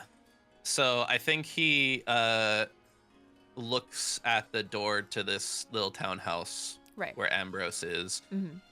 Looks down at the little business card to make sure he's got the right address. The address is correct. And kind of he thumbs it in his hand a few times. And he under his breath says, "No offense, Ambrose, but I don't know you all that well." And he tucks it in his pocket and he goes inside. Okay. Well, you knock on the door.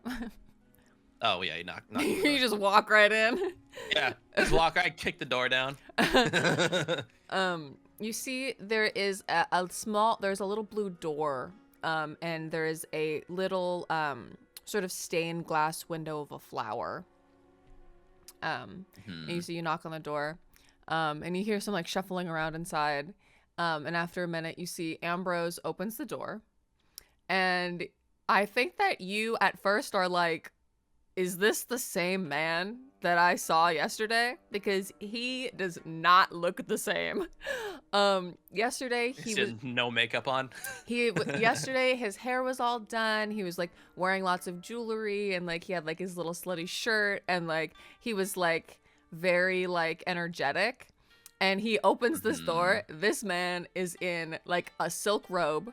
His hair is like tied up in like a bun that's like barely secure. It's like very lopsided.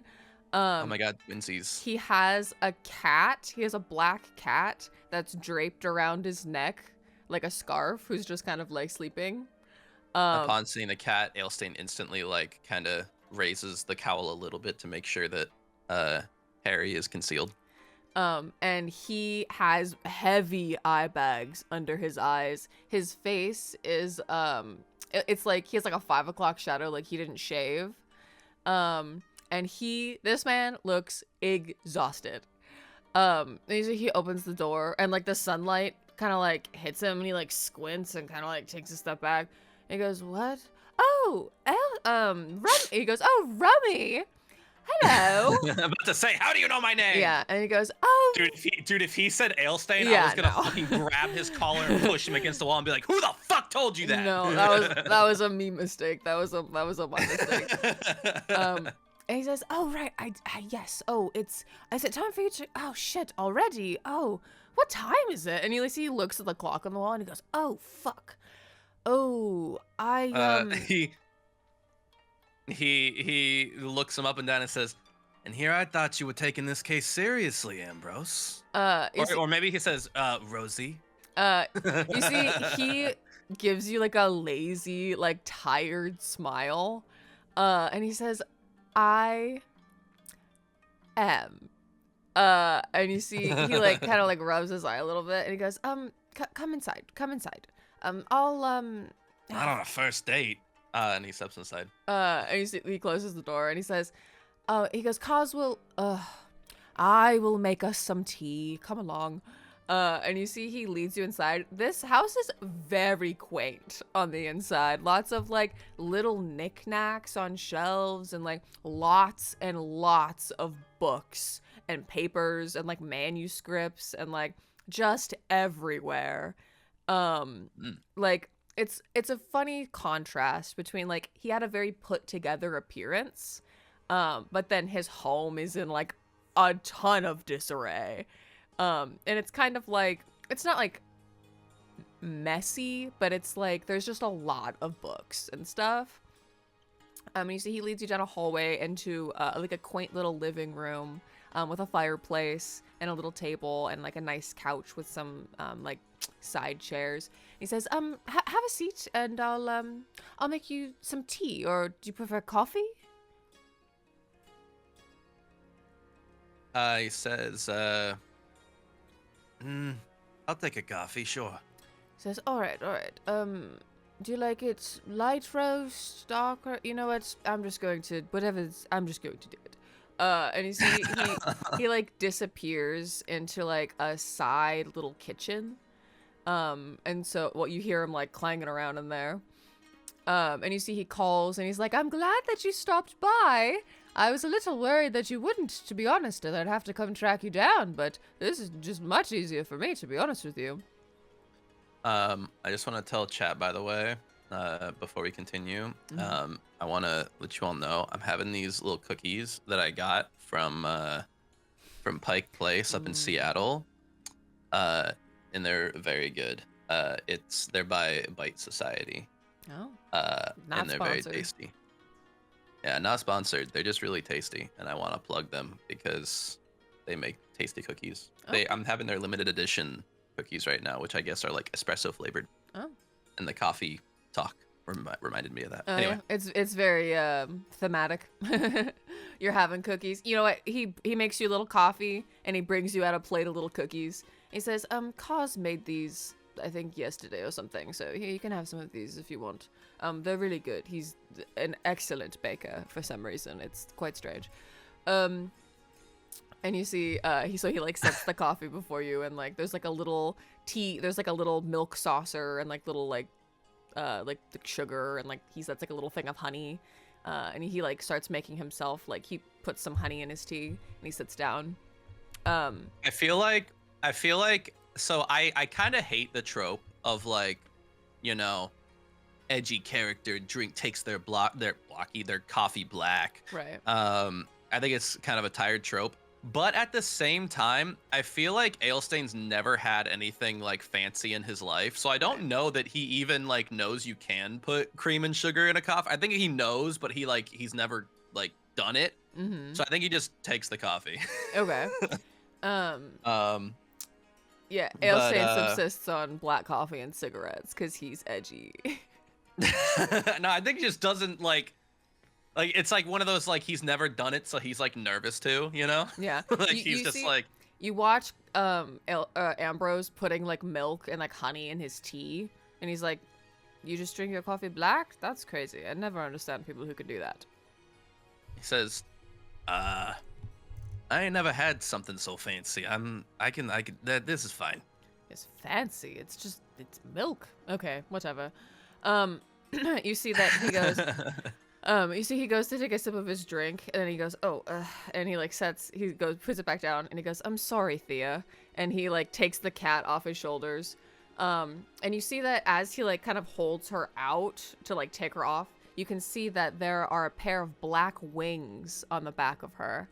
Oh my god, she's like the cat from fucking Baldur's Gate. You see he sets her on the ground and he says, "I'm sorry, run along." And you see she kind of like looks really grumpy, and like there's like there's a ton of like little knickknacks and like pictures on the wall, and there's also a lot of like spaces in here. Like there are shelves that are empty, and you're like, this is for her. It's like he's made a space for her to like be able to move around everywhere. And that's so cute. She like crawls up into one of her like towers, and like she like disappears inside one, and she is such a dark black that she just completely disappears inside. You cannot see her. Little void cat. Are there like little like, I guess like teaspoons on the table? Yeah. I think he grabs one of those and scoops a little honey and like kind of like holds it up in his cowl for like Harry to have some honey. Oh, he like comes out and he goes, and you see Ambrose is kind of like drinking his tea, and he goes, "Oh, I see you kept the rat. Cute." He says, this is my assistant. He comes out. He's part of the operation." He goes, "I love that you have an assistant. I have an apprentice, which is similar but not the same thing, and he does get mad if you call him an assistant." So he says, "Oh, way higher ranking. Like, let's be honest, he's the brains of the operation. I'm just the stunning good looks." He goes, "Oh, of course. He says, "Well, who am I to tell you what you can and cannot do? Anyway, welcome to my home. Thank you for stopping by. Love to have you for tea. I have not slept all night, actually. You see, it's funny. I was going to go to sleep. As I normally sleep. I don't stay up all night often. Ever, really. I go to bed at a normal hour. Sometimes. I think Alestain, while he's talking, by the way, is continually scooping a little more honey and giving it to Harry is eating the shit out of this honey. Yeah, like every time he polishes off the spoon, he gets him another scoop. You see, Ambrose is basically just being like, I couldn't sleep last night, and when I don't sleep, I read. And I couldn't decide what to read, and I just kept thinking about yesterday and the investigation and meeting you, and something you said really caught my attention. And, sometimes I focus on things really hard and then I just can't get them out of my head. So I have to look more into them. So when you mentioned that carnival, kind of out of nowhere, I thought it was strange. But then I couldn't stop thinking about it. And so I've stayed up. He looks at the clock. Apparently all night, learning as much about it as I could. Because it seemed like it was possibly helpful for you. So this is what I've learned. You see, he says, Cars normally makes, he actually says, is your coffee all right? Cars usually makes it, but he didn't make it past sunrise. He conked right out, so he's sleeping, but is it okay? He says, what do you mean it's coffee? It tastes like ass. He goes, oh, I don't. That's what it does. He says, I don't drink coffee. I drink tea. So I've never really made it for myself before. Cars usually is the one who does all of that. Alestain's not aware that coffee can taste good. He just thinks it's supposed to taste like shit. Understandable. He goes, well, I've never had it. So if you I'll trust your judgment on it. And then he says, so God, you see, he's one of those twinks. He strictly drinks tea. You see that he puts a few pieces of papers down on the table, and he goes, I stayed up all night. I didn't mean to, honestly, but it kind of happens a lot around here. And then before he hands it to you, he goes, actually, I'm glad you're here. And you see he goes, and he takes a sip of his tea, and he calms down. He says, I feel I must apologize. I believe that we possibly have gotten off on the wrong foot. This situation is unprecedented, as I'm sure you're aware, and it's quite stressful. And Killian is quite busy currently. And so somehow this matter has fallen to me and to Cars, and neither of us are quite suited for it. Neither of us really in the guards at all. I'm sort of, again, an advisor. Cars is my apprentice. We're not really investigators. So how this kind of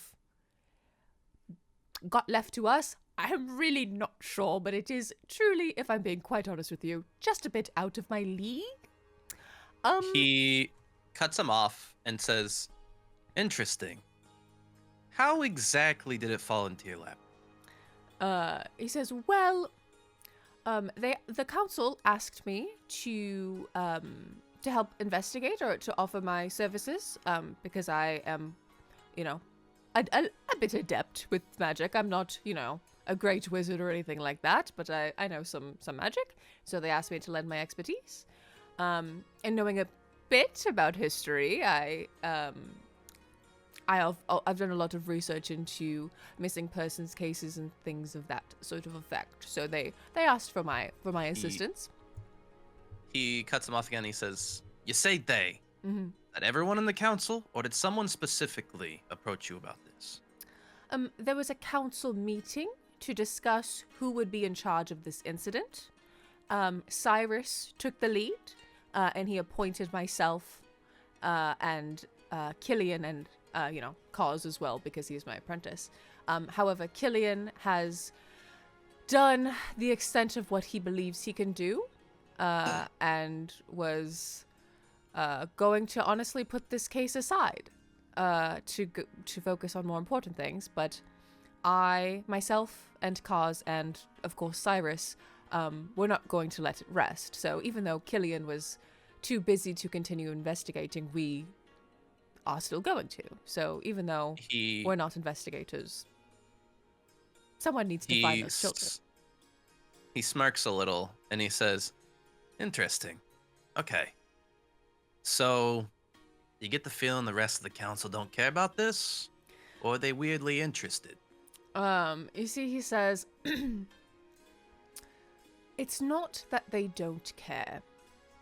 He audibly snorts at that. You see, he says, well, Some of them. He says, I truly believe there are good people on the council.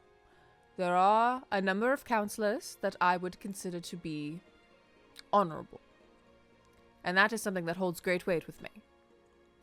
He leans back in his chair and he says, how about you walk me through the council members? I gotta be honest, I ain't been in town very long.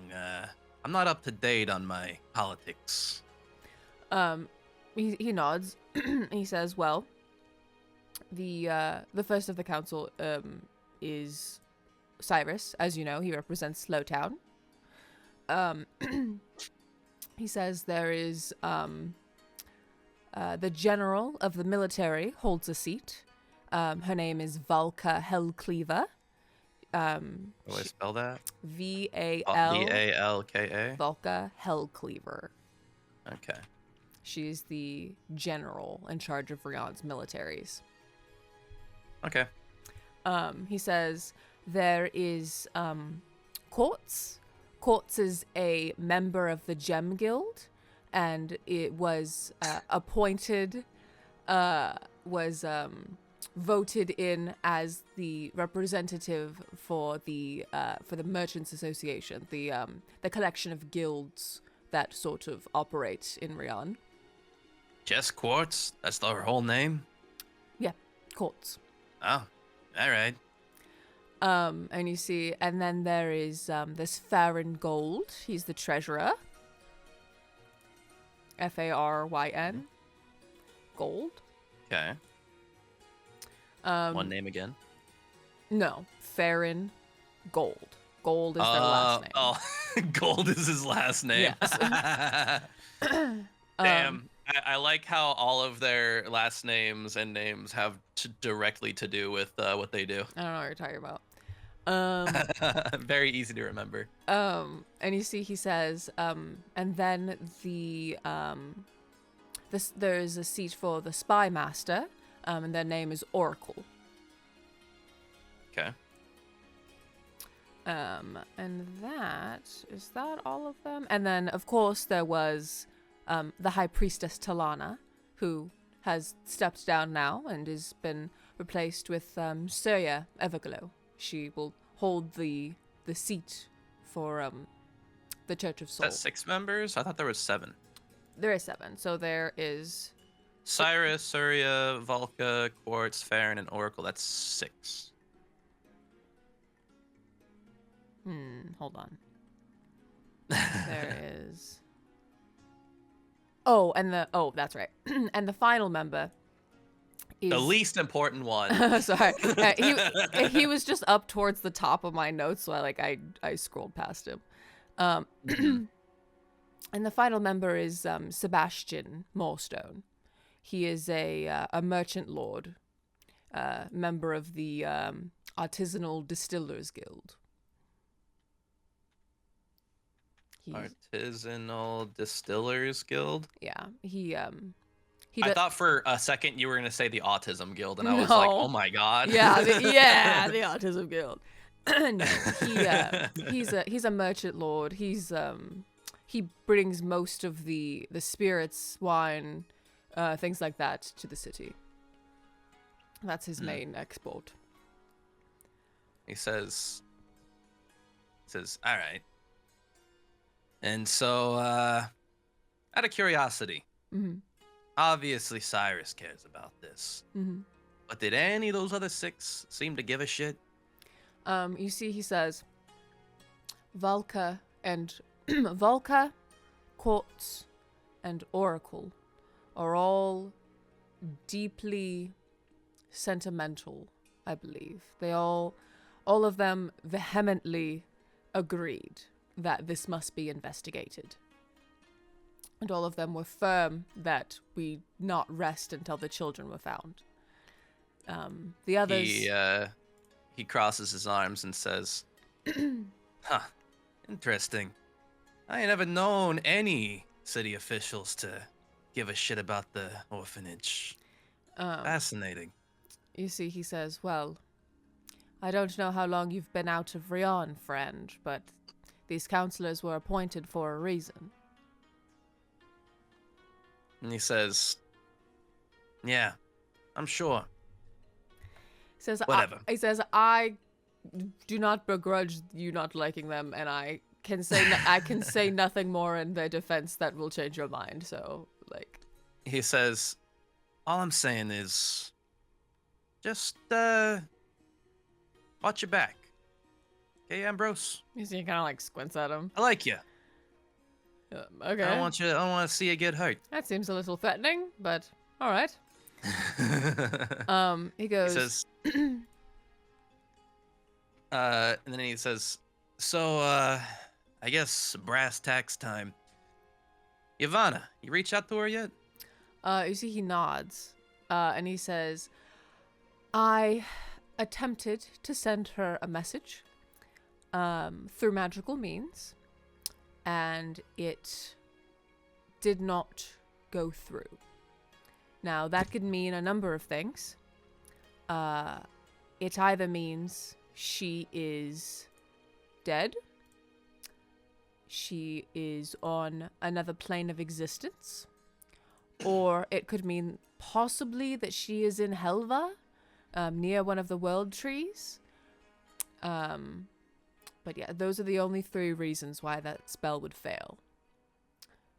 So not looking great, to be honest. I think he has a smirk on his face right now, like a very knowing smirk, and he says, "Yeah, like I said, Ambrose, I don't think you're gonna be able to get in contact with her." He nods and he says, "I'm starting to agree with you more every minute." He says, "Before you go on, I'd like to finish what I was saying, if that's all right with you." Sure. He says, "So, as it were, myself and Kaz are not quite suited to this. At least, not as suited as you seem to be to it.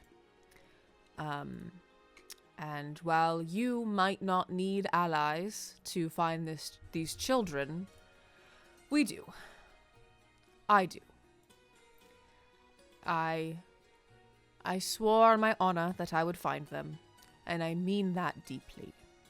So, if it's all the same to you, I'd appreciate if we worked together on this. I understand you're slow to trust, so I will not ask for it. Only your cooperation. And I promise that, at least in this regard, we are aligned." I think on hearing that, I think he leans forward and like gets a little uncharacteristically serious again. Ambrose is like seeing like a version of Alestain that people rarely see. He's seen it twice now, where he gets like really serious. And he says, "I want you to be I want you to be something I don't think you've ever been in your life, Ambrose. I want you to be as straight with me as you possibly can." You see that? He like blushes a little bit. And he says, "Look me in the eye. Be completely honest with me. What do you get out of this?" And I want to watch like every emotion that comes over his face. I want to do like an insight check and see how much I can trust him with whatever answer he says. He says, "I will do you one better, if you'll allow me." You see, he stands up. He takes a scroll off of the shelf. He unfurls it, and he, oh, that is so loud. Whoops. He's like, "I'm going to turn myself straight. I'm going to conversion therapy myself. I want to be so straight with you." He says, he begins to mutter some words and do a couple, like, incantations with his hands. And you see the spell, or the scroll, sort of dissolves in light and turns into this ring of light that surrounds Ambrose, and he stands at the center of it. And he says, "This is a spell that will compel anyone in it to tell the truth. I submit to your questioning, and I promise on my honor to answer as truthfully as possible." You're muted. All right, I muted myself to eat a cookie. Yep. Did I get a look at that scroll before he cast it? Sure. Like, did it say anything on it? Yeah, it said zone of truth at the top. Oh, okay. And can I do like an Arcana check to see like if I know that that is in fact what he just cast? Sure.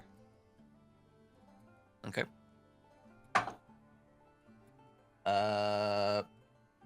12 plus 0. Yeah. 12. Yeah, I'm sure you've seen a zone of truth at least once. This is as zone of truth as you're gonna get. I see. I'm pretty sure it's got like a wide range, so I think Alestain like kind of like steps back and Yeah. doesn't want to be in it. He kind of stepped away from you so that like to give room. Says, all right, bold. I like it. You see he scoots he a says- chair over so he could sit down with his tea in it. And he says, so I'll ask you again. Mhm. What exactly are you getting out of this? Are you actually just doing this for your honor? That seems a bit questionable to me. He says, I have been in Rion for quite some time, and I have come to love this city and all of its inhabitants. He says, I have a love of learning. I collect books and knowledge in all forms. Spell scrolls, biographies, fantasy books, anything that I can get my hands on. That is why I became a historian.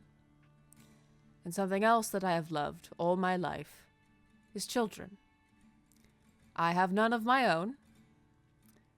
Well, none biologically my own. But I believe children, as the future of our world, are deeply important. And I think that the neglect that is shown to them in this city is vile. And I have made it my mission, since being appointed to any position of authority, to help them as much as I possibly can. Does that answer your question? He squints at him and looks back down at the circle on the ground and looks back up at him. And he says, well, I guess I can't doubt you right now. He says, you might just be the only sap in this goddamn town with a shred of honor. You see, You don't belong here, Ambrose.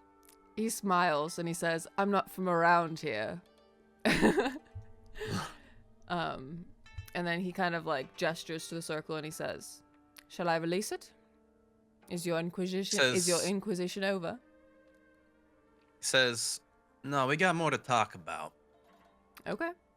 Would you prefer I leave it up while we discuss? Sure. Very well. He says, all right, listen. Mm-hmm. I came in here thinking I wasn't gonna trust you. But I gotta give you credit. You know how to you know how to put on a show. He says, I'm nothing if not performative. He says, oh yeah, I know that much. He says, listen, you want me to work with you? It's gonna come with a few rules, okay? I can deal with a few rules. Says, first and foremost, I'm calling the shots here. You got it? I was going to ask that you do. As I said, this is truly not my forte. And he says, when I say that, I mean only I call the shots. No counselors. From here on out, you don't report to them. See, he thinks about it. He says, what of Cyrus? Is he not your friend? He says, I'm not sure. Something's going on here, Ambrose. And he steps into the zone of truth as well. Oh. And he says, I trust Cyrus. I do, implicitly. Mm-hmm. What I don't trust are the people around him. And most importantly, just because I trust him, don't mean he ain't compromised. Compromised. He says, you need to be very careful about who you trust from here on out, Ambrose. You understand me? Sure. He says, Can you elaborate? Sure, you mentioned Surya, Yes. new council member. Yes, as of the vote today. Yes. he chuckles a little bit and says, Yeah, vote.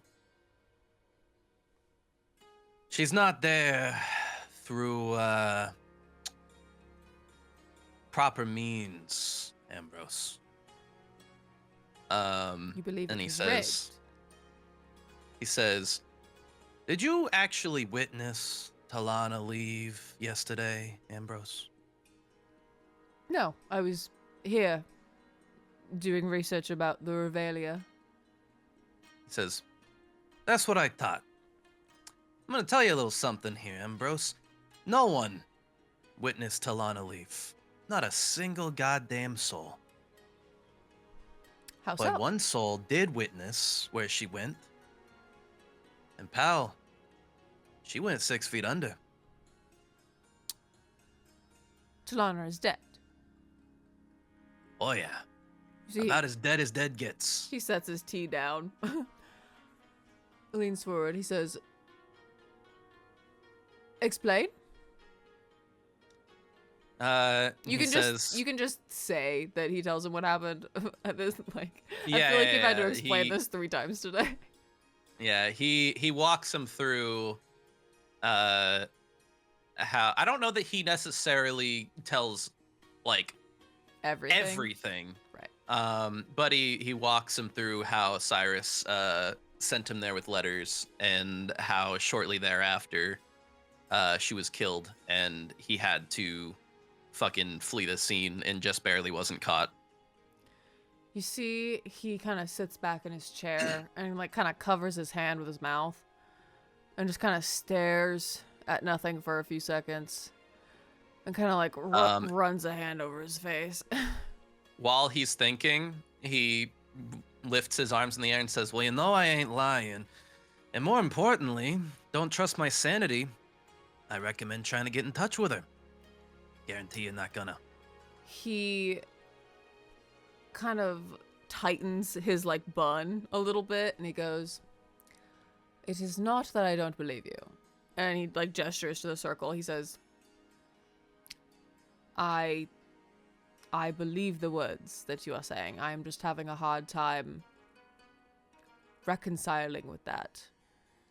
And I think Alestain takes a few steps forward and is kind of like uncomfortably close to him, and kind of like kneels down in front of him and says, He blushes. and he says, This is what I mean, Ambrose. You don't know who you can trust right now, and neither do I. Okay? So when I say you don't talk to no one about this, I mean it. Your Says- life could be in danger, and so could mine.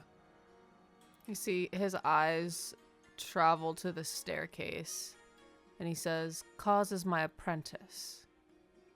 What he knows, I know, and what I know, he knows.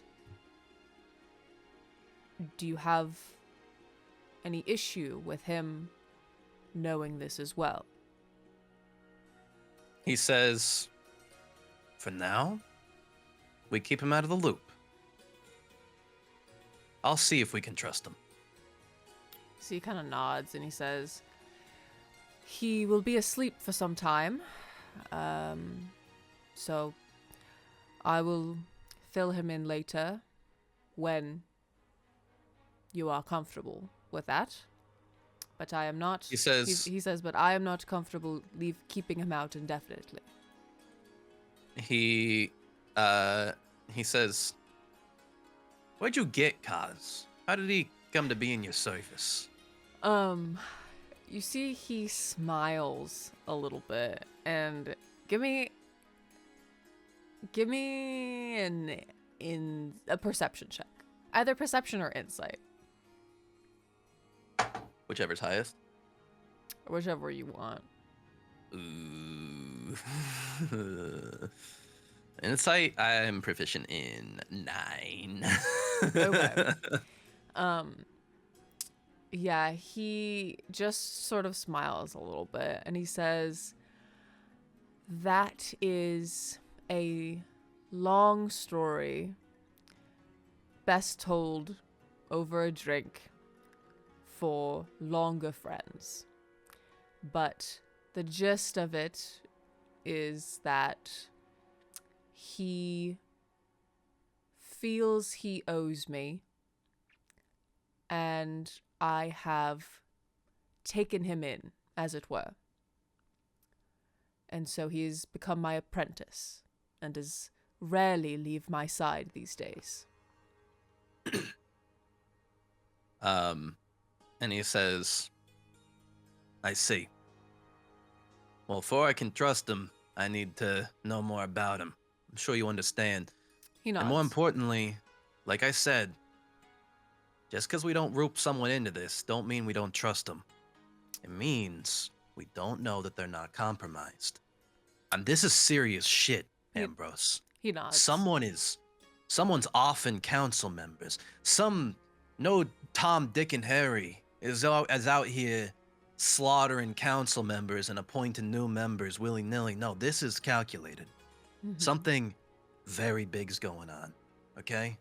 And more importantly, someone's after me specifically. Because did you tell him about the prophecy?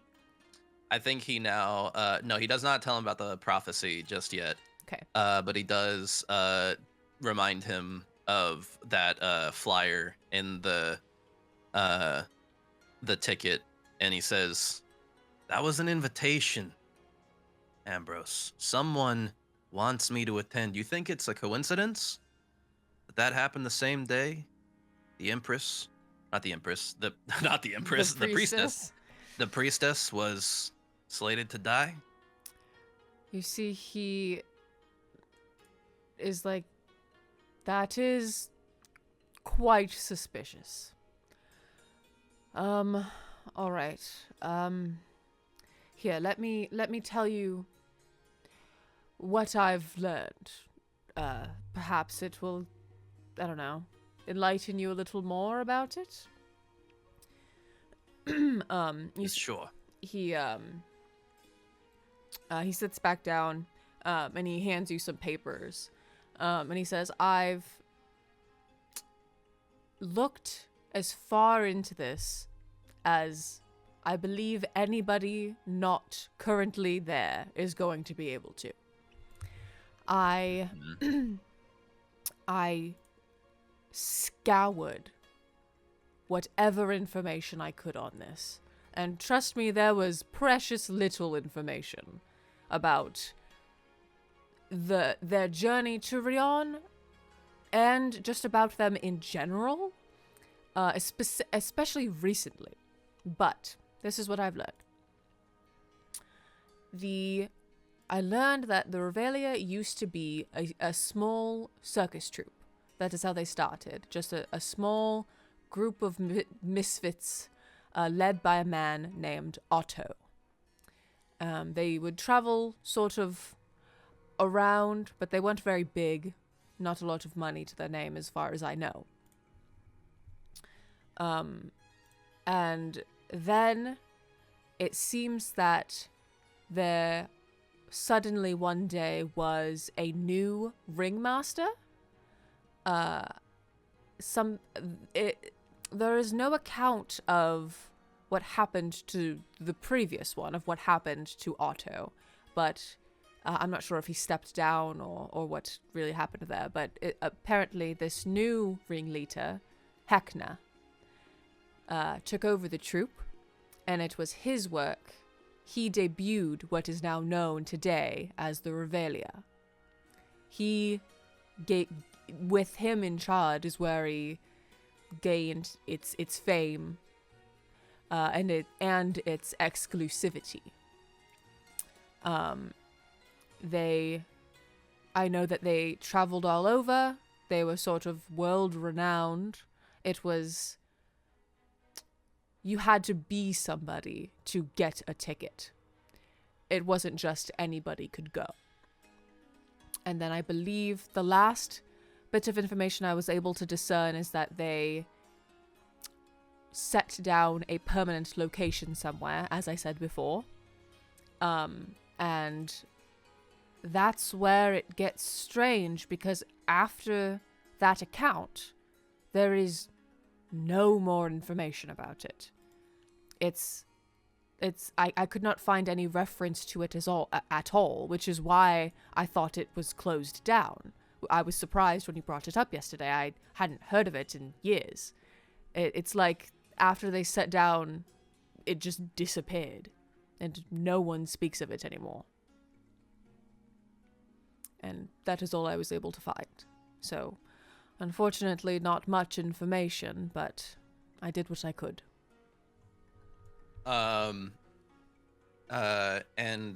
He says, Right. And, gonna take a wild guess here and say, you couldn't track down a single person that ever attended. You see, he nods, and he says, I'd heard talk of it, and heard talk of people going, or people knowing someone who was going to go, but no one who has gone. If that makes sense. He says, except for Yavanna, although now I cannot reach her. He says, yeah, I'm really starting to notice a pattern here. You see, he nods and says, I am worried that this was not noticed before. This is certainly an anomaly, and I highly suspect there is some strange and powerful magic involved. And he says, see what I mean? Something big's going on. I don't like this. Rummy, I don't like this at all.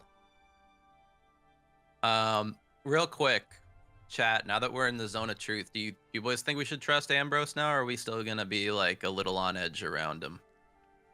I'm curious how everyone feels. I truly wish you had waited to run that poll, because you did that, and then I was like, if he had just gone inside, I feel like I don't know. We can run it one more time.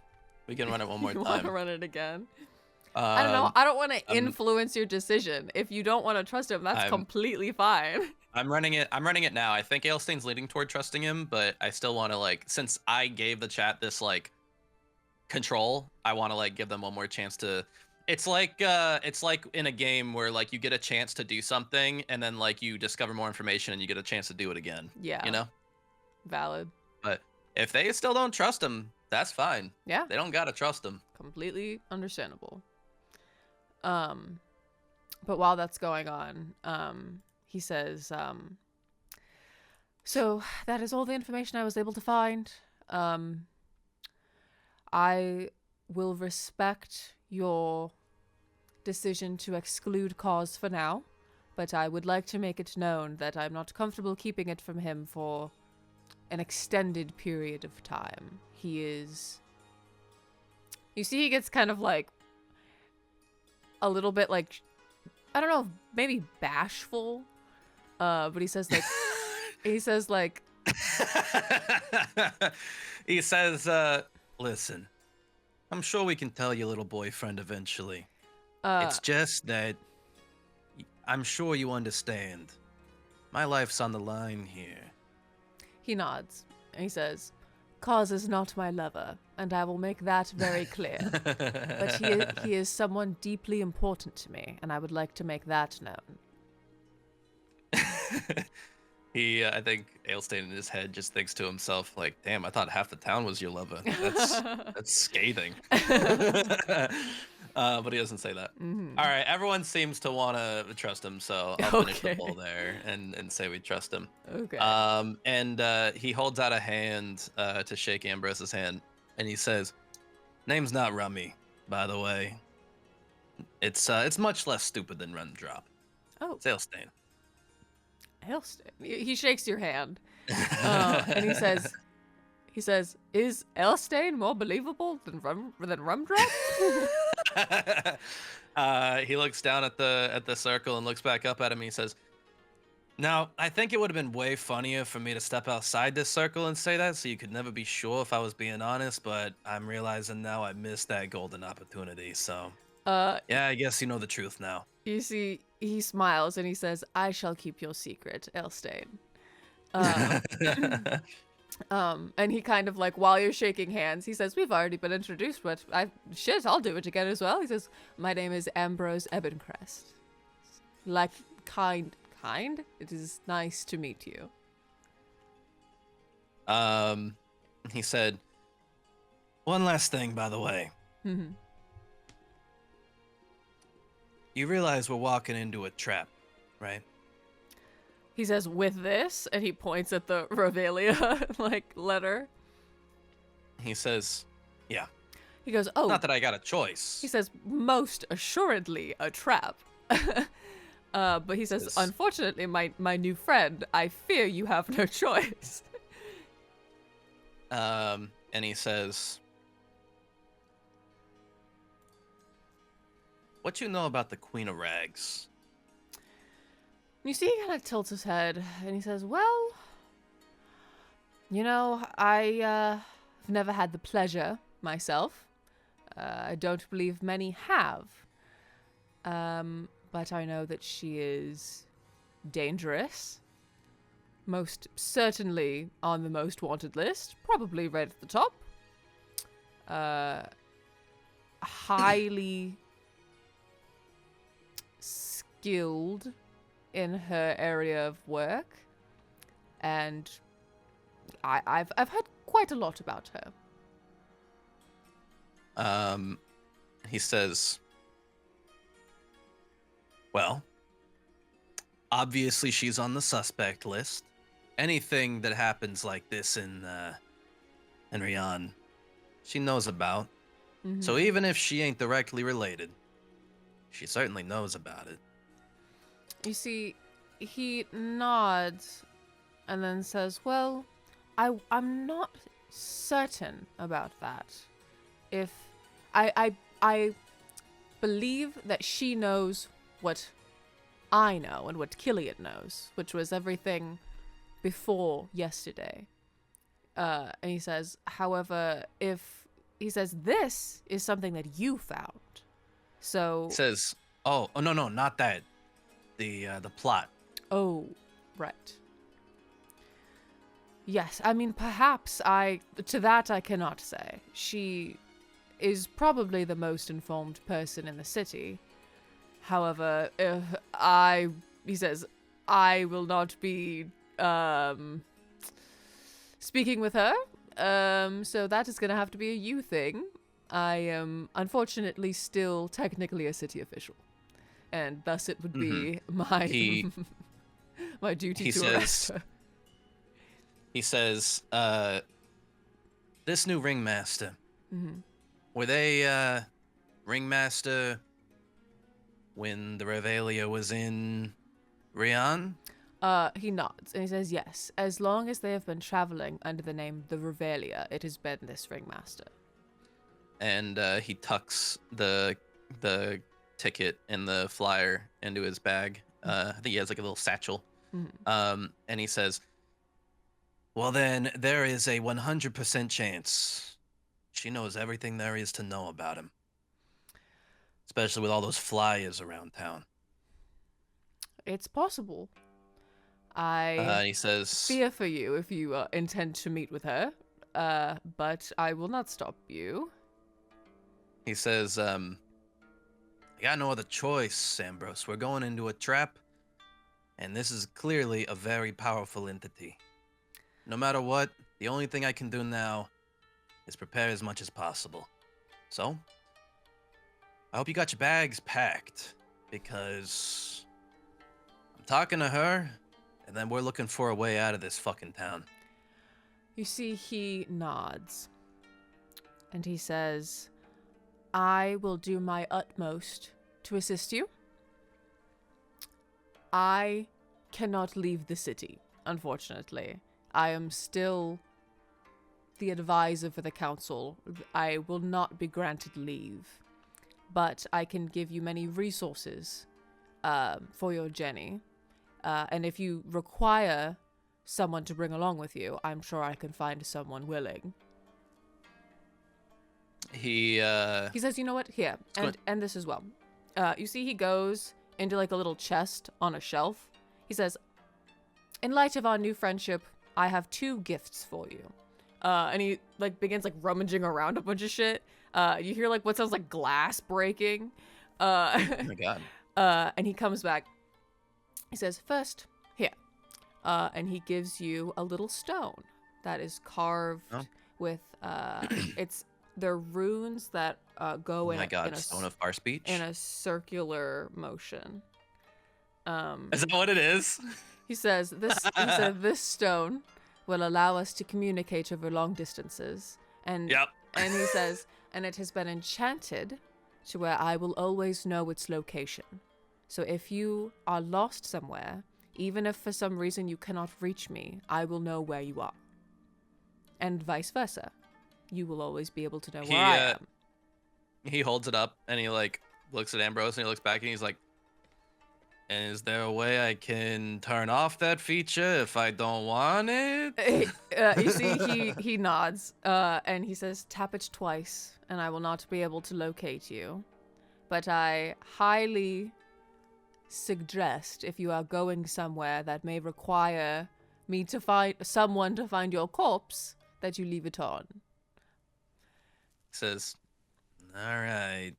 And he like looks back at the circle and makes sure that he is in fact standing in the zone of truth when he says that he can turn it off. He is. And then he and also tucks it in his bag. He also hands you a small black pouch. And he says, for your travels, it should come in handy. This little pouch is bigger than it seems. Says, well, I got a bag right here. He says, no, you see he opens it, and the pouch is about the size of your fist, and you watch him pull a long sword out of it. Oh. So it's like a bag of holding. Yeah. Okay. It says, oh, I'm gonna do so many crimes with this, Ambrose. You got no idea, buddy. Oh, you have given a criminal a dream tool. You see, he puts his hand on your cheek and he says, don't say that to me. and then he says, oh, I'm gonna do, look, he looks back down at the circle and looks back up at Ambrose and he says, I'm gonna do so many crimes with this, Ambrose. You don't even know. Welcome to the crime world, Ambrose. You see, he laughs. You're part of the criminal underworld now. He laughs and he says, like, well, just don't tell my employers. He takes the bag. Fantastic. He puts his satchel in the bag of holding. All right. And he says, well, that is what I can offer you for now, but like I said, keep me in the loop. And then he says, so like what happens if a guy should put like another one of these inside of this? Like I assume really cool things happen, right? He gets really serious about this. He gets right up in your face and he says, he holds your face like this and he says, I'm gonna hold your hand when I say this to you. Do not ever do that. You will die. Everyone around you will die. The world will probably end. Do not ever do this. He says, well, in the pursuit of science, now I gotta. No, he says, it has been done and never again. He says, when you buy one of these, they make you sign a waiver that says you will not ever do this. He said he already has the bag, and he just says, well, I ain't signed the waiver, and I got one now, so... He just shakes his head.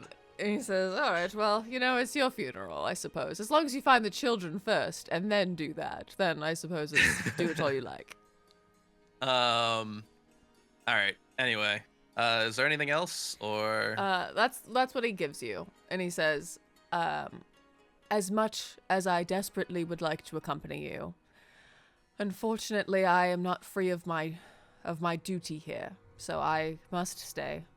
But I will ever be in contact. Please, I would love it if you would keep me updated. I will let you know if I find out anything new here.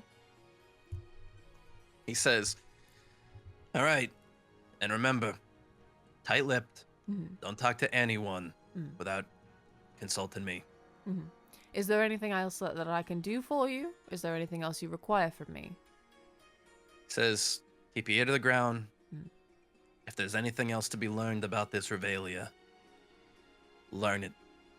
He says, I truly believe I have learned all that I possibly can, but I will continue to try. And he also says, "Also, keep a very close eye on the council, but make sure they don't notice that you're acting different, okay?" He nods.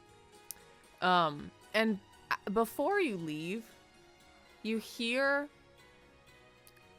a loud thud upstairs and rapid, like, footsteps going back and forth.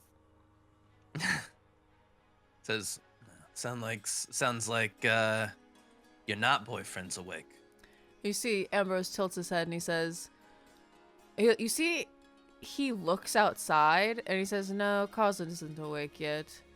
And he sort of tilts his head and he says, oh, he says, oh, I wonder if he's awake. And you hear rapid footsteps run down the stairs. And then, like, you see, just like fast as lightning, a black shadow moves down the stairs and into the living room. And you see it, like, moves behind a couch, and it's like there's like, it's just like this shadowy black, like, figure. It's like cloaked in darkness, and it's like sitting behind the couch. Oh. Okay. So this shadowy figure scurries behind the couch. Yes, and you just see, like, it's like kind of dim in here. The blinds are kind of drawn because Ambrose, like, has been awake forever. And so it's like, it was already kind of dark in here, so you just see this figure, like, crouching behind the couch. And you see Ambrose goes, oh, will you come out of there already? It's fine. He's nice, I promise. He's not... He, upon hearing that, he, like, looks at Ambrose, he says, well, I'm not that nice. He says, well... and you see, he says, it's all right. Come out. Come say hi. And you see the shadow kind of, like, shift a little bit, and then peeking out from behind the couch, you see a small black reptilian figure. And then Ember says, I said, come say hello. And you see this scoots out from behind the couch. You see this black kobold, about 2.5 foot tall, black scales. He's got like little black horns and bright like yellow orange eyes with like slits. And you see he like creeps around, and he kind of like shyly like comes up to you, and he says, say hello. And you see the little kobold looks up at you and goes, hello. Yeah. I think Alestain has dealt with so many weird little guys, especially with like Gale and the orphans. I feel like he's not even all that weirded out by it, and he's just like, howdy. You notice as the kobold gets closer to you, there is a collar around his neck, and it says, warning, bites.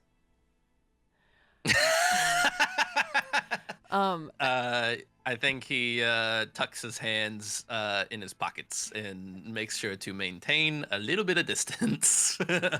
And you see that he looks up at you and he says, I bites. And he says, I see that. Don't bite me, please. You see, I don't got my rabies shot. You see, he kind of furrows his brow. He like scrunches his face up. He goes, I bites. Says, I get that, but I don't get bit. No. See, that's the problem. You see, Ambrose is like smiling, but like hiding his hand behind his, like hiding his smile behind his head. He says, his name is Bites.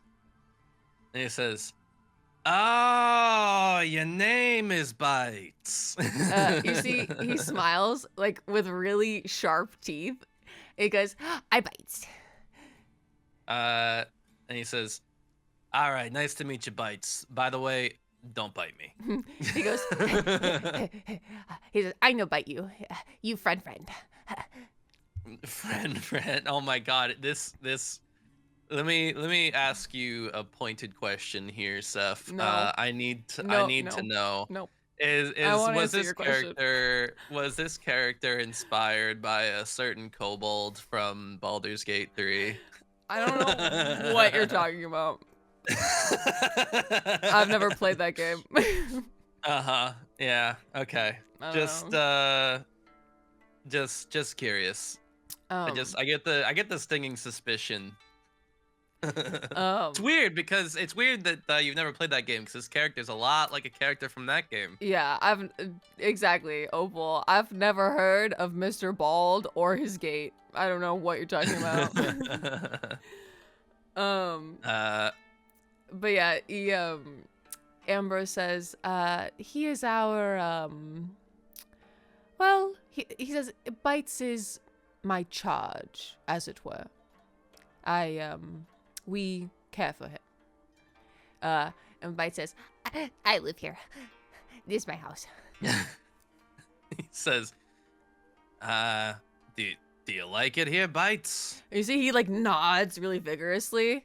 And you see he's eyeing the like shiny amethyst on the edge of your sword, and you see he's like looking at you and like trying not to make it obvious that he's looking at your sword, but it's kind of like he's getting excited that it's like shiny. He's like,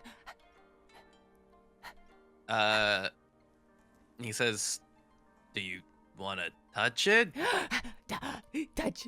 As he says that, he makes sure to grab onto the hilt of the sword and hold very tight to make sure that he cannot take the sword. You see he like puts his little claws on it. He goes, you see he like tries to like bite it a little bit. He goes, says, well, don't bite it. You'll hurt yourself. Don't do that. It's shiny.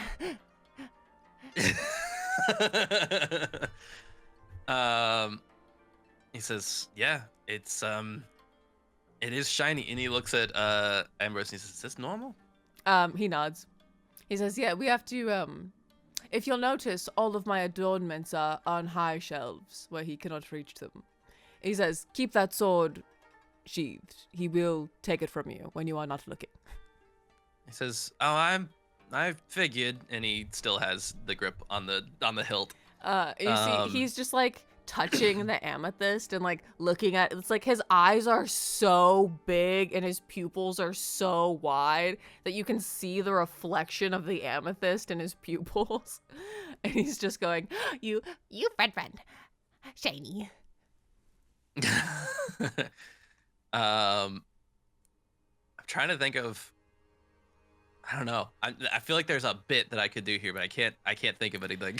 I'm like drawing a blank. You see Ambrose like lets this happen for a little bit, and then it's just like, all right, Bites, leave the nice man alone. He's other business to attend to. And you see Bites like scrunches his face up and he goes, friend, stay.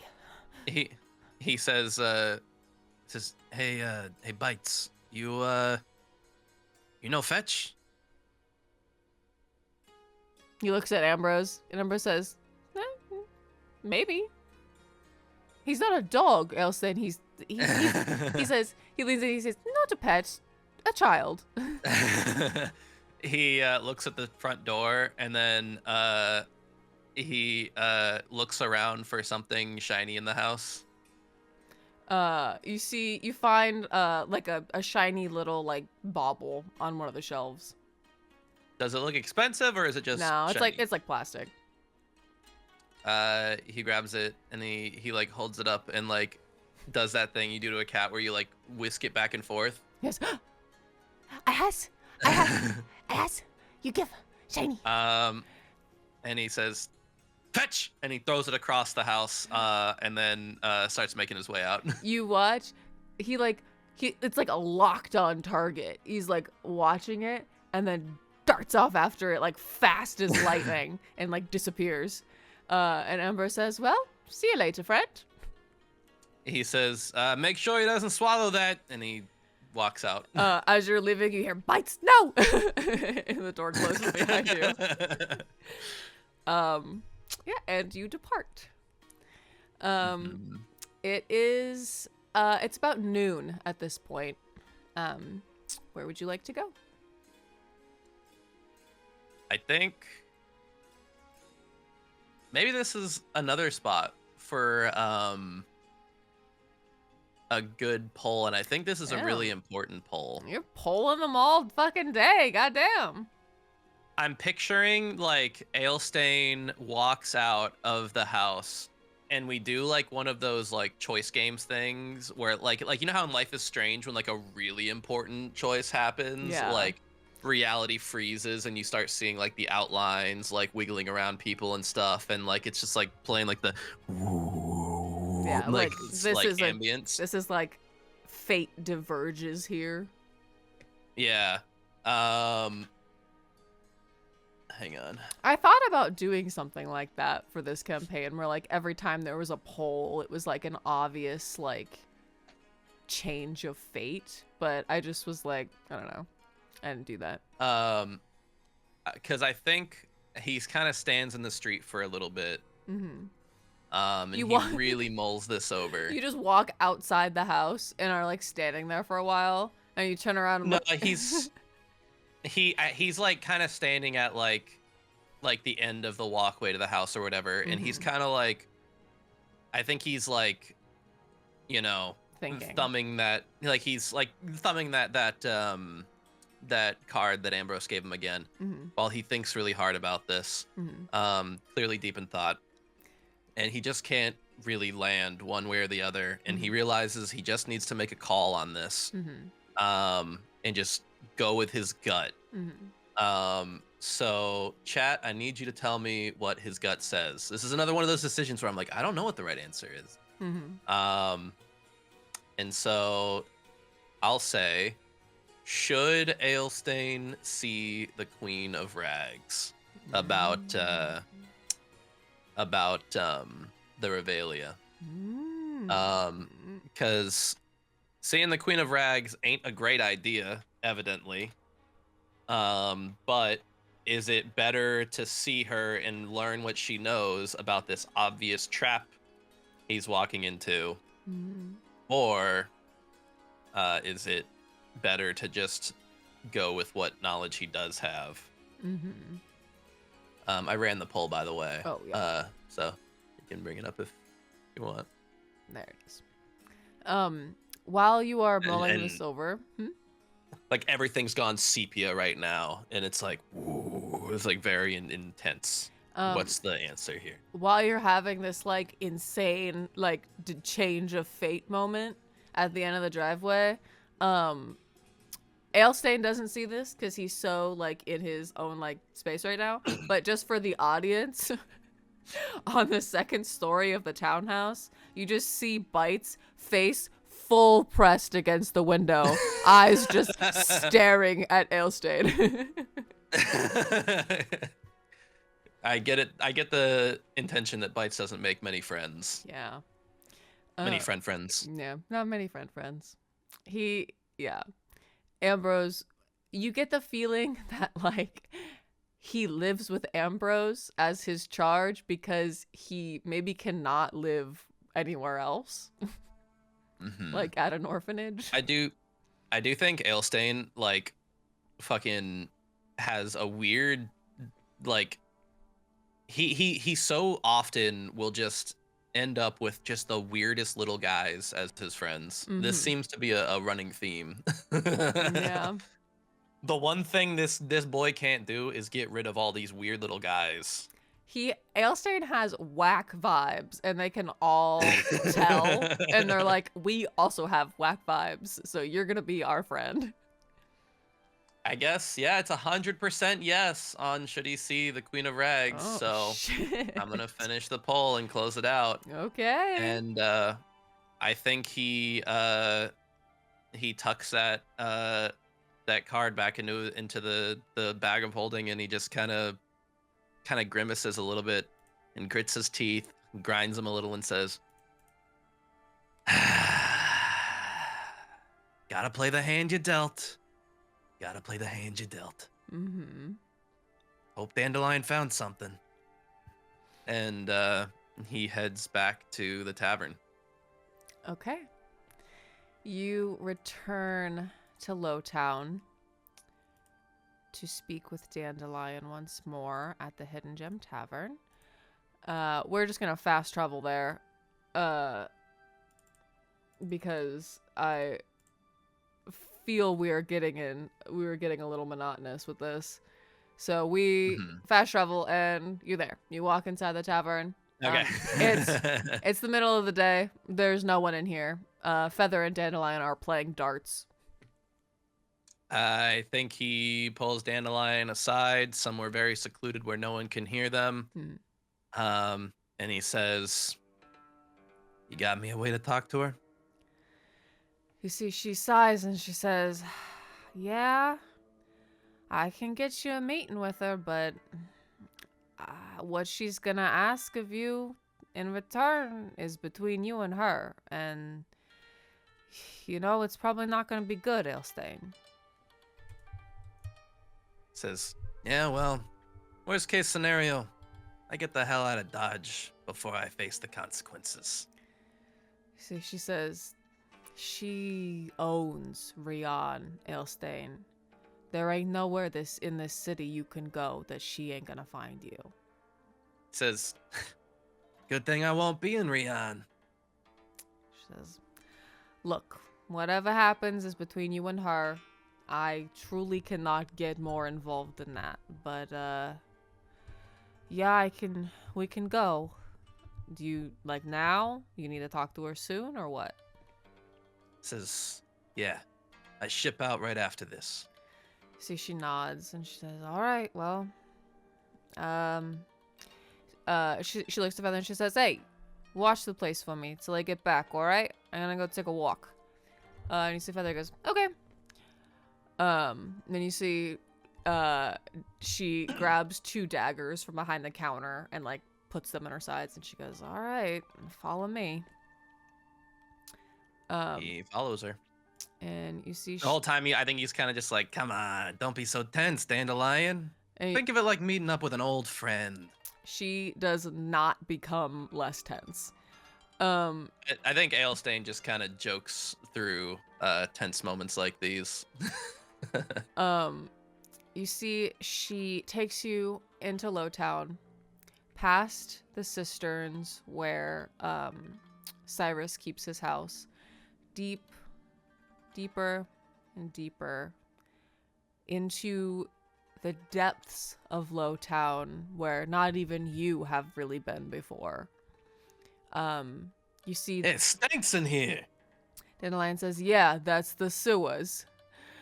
Says, what the heck? Like, is this where they put the especially stinky shits? What's going on?" She goes, "Yeah, the waterways meet just up ahead." And she says, "Well, that's where our ride is." And you see that she brings you to a converging pathways. And you see that the sewers connect here and form a little river. You see that there is a small rowboat that is kind of sort of docked. It's just sort of set up on the side. And you see there's a figure clad in black leaning up against it. And you see, she says, "Let me do the talking. You keep your mouth shut. You don't talk unless they talk to you. Do not look them in the eyes. You understand?"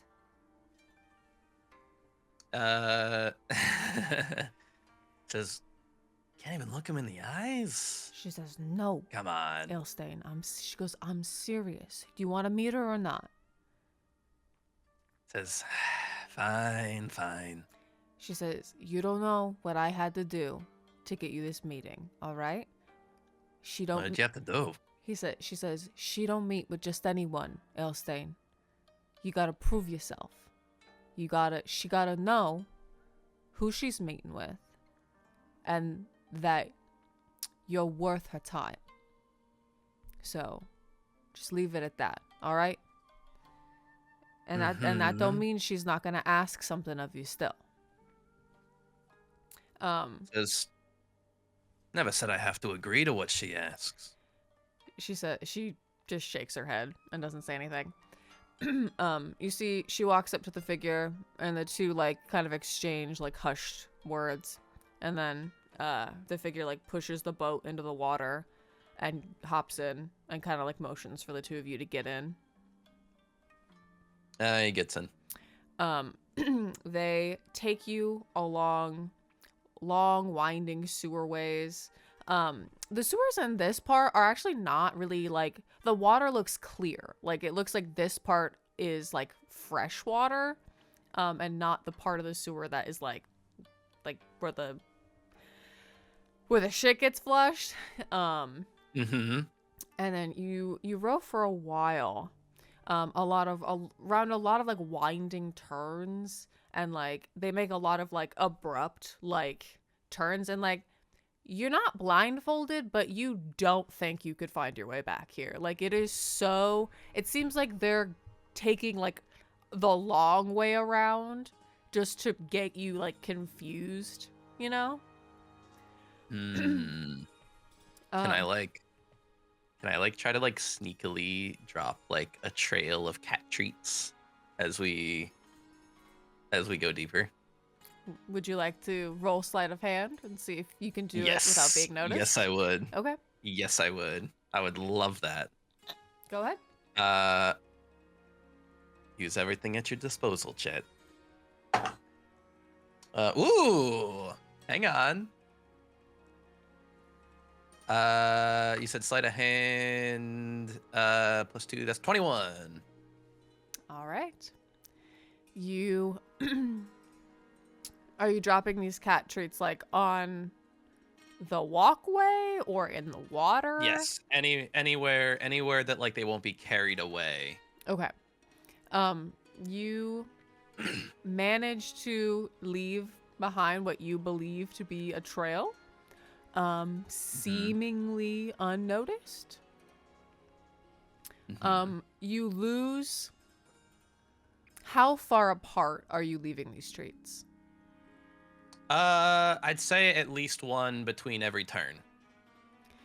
You lose about 15 treats. God damn. Okay. This person is taking you on a wild ride. Okay.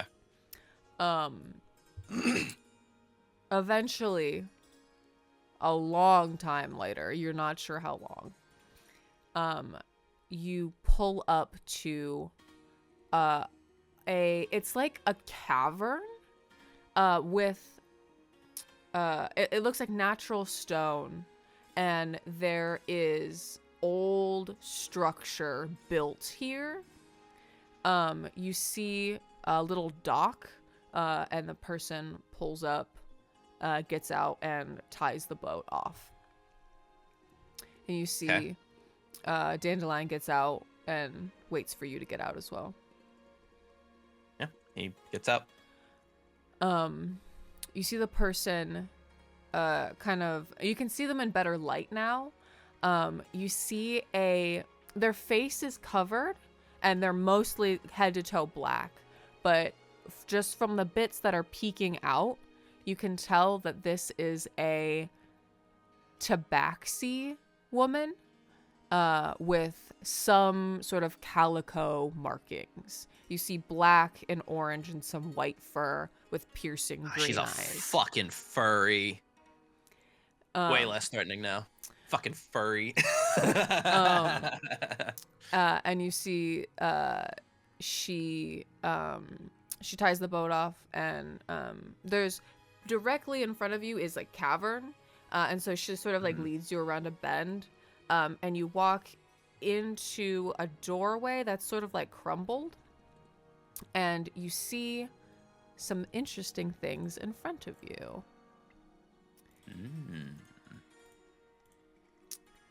You see a another sort of cistern here that is got like a little market set up on it almost. You see like tents built onto docks. Well, docks, just like, you know, docks in this like sort of cistern. And you see various vendors sitting on blankets with lots of strange and unique items in crates and sort of throughout the this cavern. And you see there are some sort of standalone structures. And give me a perception check. Okay. 8. You notice See nothing. you see that there appears to be a lot of like pipes in this area, and some like there's some like sort of mechanisms for things, but you're not really sure like what any of it means. It's all kind of like strange to you. And you see they lead you up to almost the market, but you don't quite get there. And you see there are more figures clad in black who kind of like are blocking the entrance to this market, if that makes sense. So it's like could this be that secret market that the city is evidently famous for? So you know that Rion is famous for its 3 markets, 4 if you ask the right people. One of them is the Emerald Exchange, which is the largest bazaar in the world. The second, actually, you're gonna make me look at my notes, dude. The one Alestain did the first ever crime that he did in? Yeah, that's in the Emerald Exchange. The second is, I believe it's called the House of Intrigue. That is in the palace. And that is basically all high-end. It's like an auction. All high-end items. That's very, like, exclusive. Now, the third one is the Black Market Auction, which you know that the Queen of Rags is allegedly runs. So I think that's what you think this is. Okay. Now, the fourth one, no one is certain that it actually exists. It's more like a tale that people tell, but it's called the Night Market. And they believe it to be some sort of magical market where it is like... where children are sold to the Revelia. The Night Market is... It's like it's... The coin line is like it has what you need, not what you want, and like it's supposedly very dangerous. It's like you sell secrets and truths and parts of yourself rather than like money. Okay, so run by the Fae for sure. But no one's sure if that's actually real. That's just a rumor. But yeah, you believe this to be the black market down here. Anyway, so they take you to this building with a metal door. And you see there are 2 more guards standing outside of it. And you see as you approach, they sort of like look at the 2 of you, and you see the tabaxi woman nods, and they like kind of knock on the door, and it opens. Let me... oh god.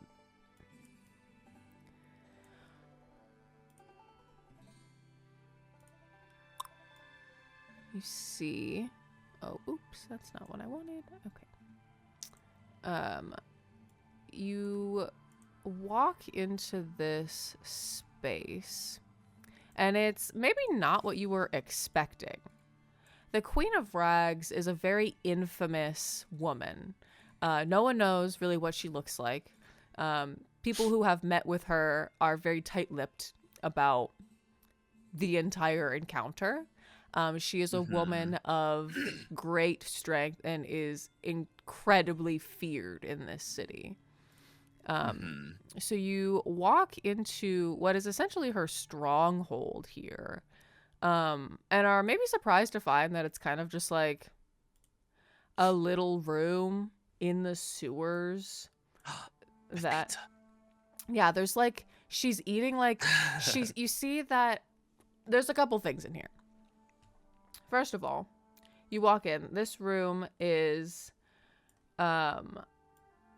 it's just all stone walls. There are sewer pipes going through the ceiling and through like the floors and the wall. It's just kind of a collection of junk. You see like little chests and crates and bags, and you see there are like crates pushed together to make makeshift like tables, and there's like food kind of scattered around, and like this old fucking tattered couch, and like a bookshelf with a bunch of scrolls and shit on it. And there are guards. There are at least 4 guards in here, and a door leading somewhere else. And you see sitting on the couch is a strange figure. Maybe not what you were expecting to find. The Queen of Rags. I don't actually have a token for her, unfortunately, but I will take yours out. The Queen of Rags is a... You see, It's Alestain! Oh my god! The plot twist of the century! Dandelion, this is how I tell you. I'm the Queen of Rags. Oh my god.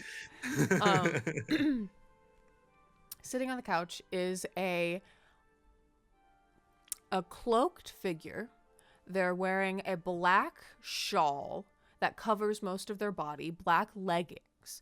You see their hands stick out, and it's this like pale, wrinkly, clawed hand. And you see tattoos wherever there is skin exposed. And you see... Can I try to like size her up and see if like she appears to like be like, I don't know. You know how like sometimes like really powerful like magic users and stuff in D&D will like look frail and weak, but like they'll like secretly be like super sick with magic and very deadly.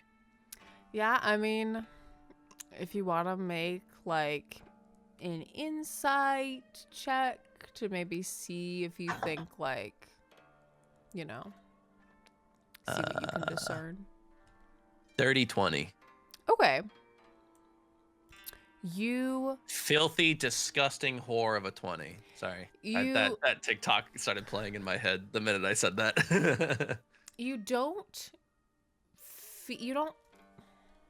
this person does not seem like a magic user, or not that you can tell.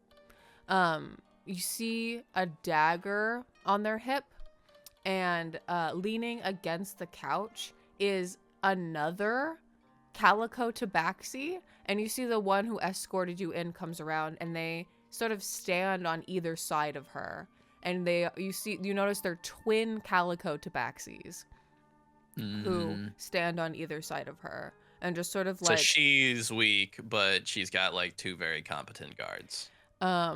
And you see the hooded figure pulls their hood back around their head. No one has said anything to you, by the way. You and Dandelion walked in here. No one has said anything yet.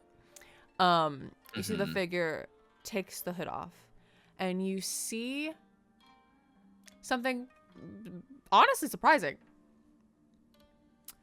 Tabaxi woman, Sphinx, no fur, no eyes, eye holes completely. It's just like skin in the sockets. It's not like the eyes are missing. It's like there never were eyes. It's not completely covered over. There are sockets, but there's skin. It's like she was born with no eyes.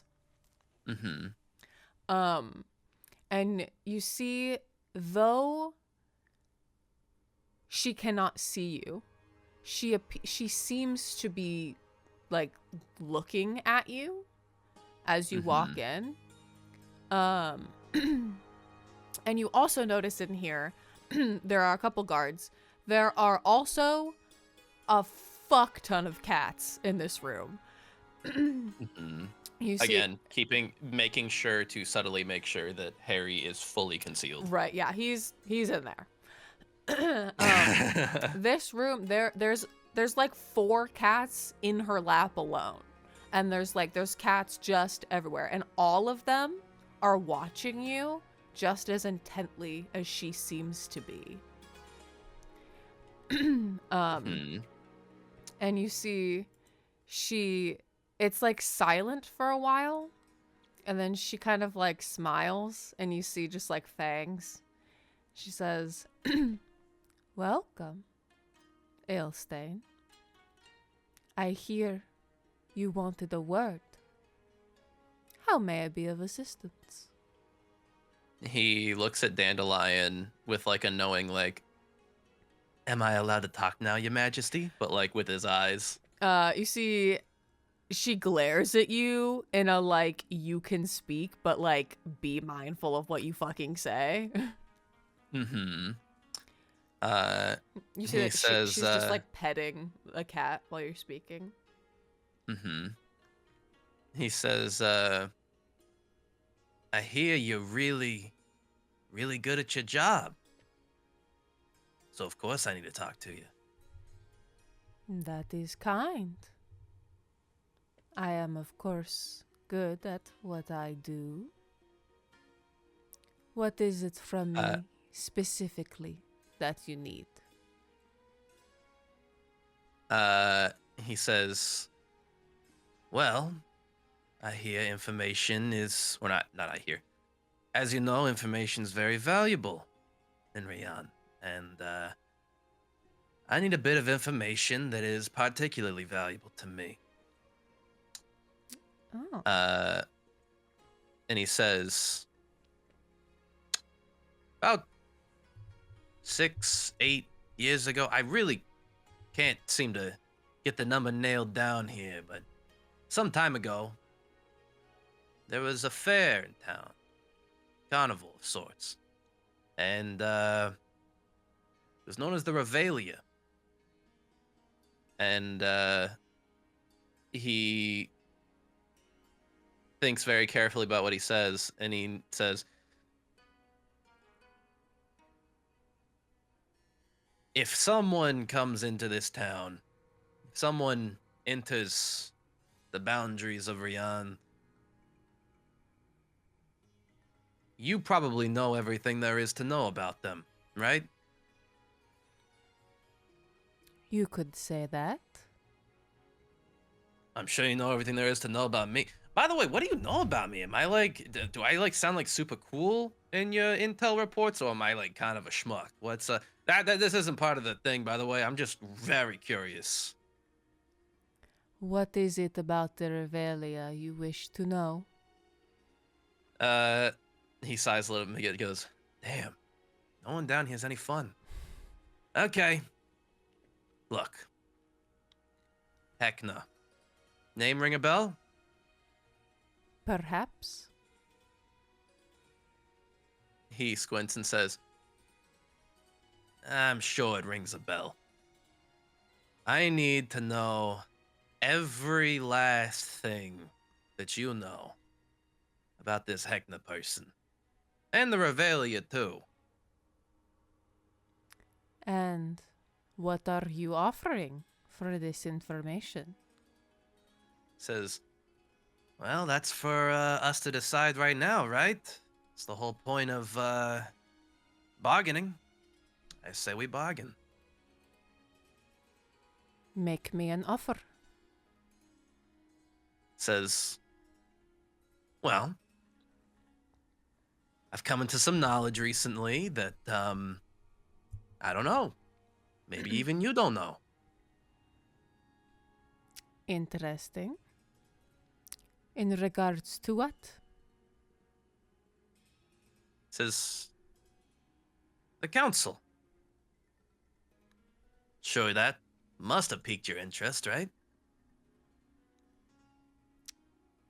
Perhaps. Can you tell me the nature of this knowledge? Says, well, that's how this works, right? I made you an offer.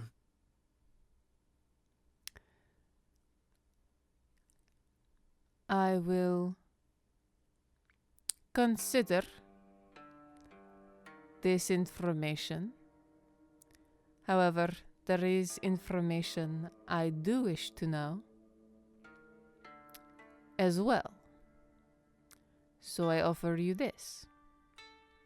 I will tell you what I know of Hecna and of his revelia, and you will tell me your council information, and you will answer one question. Says, I'm giving you 2 pieces of information, and I only get one? That's not a fair trade, come on. I consider information about Hecna and information about his revelia to be 2 pieces. It is a fair trade. He's like, what's the question? Agree to the terms, and I will tell you.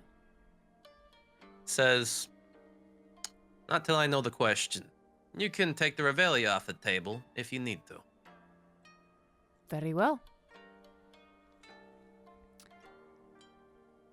We can consider that a separate deal to be made later. Very well.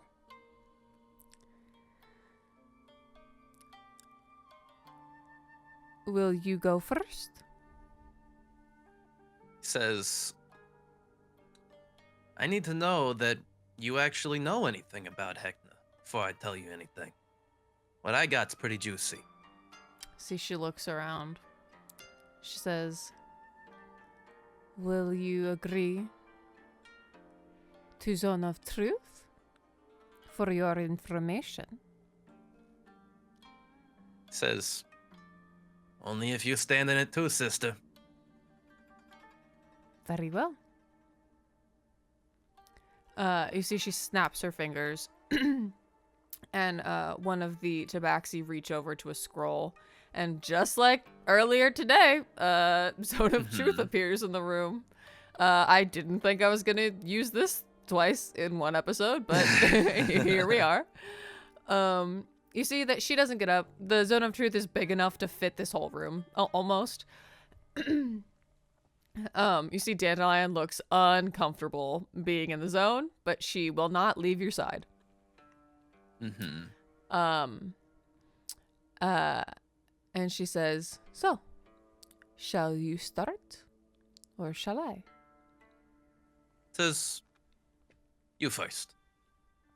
She nods, and she says, the Revelia was once a traveling troupe of misfits led by a man named Otto.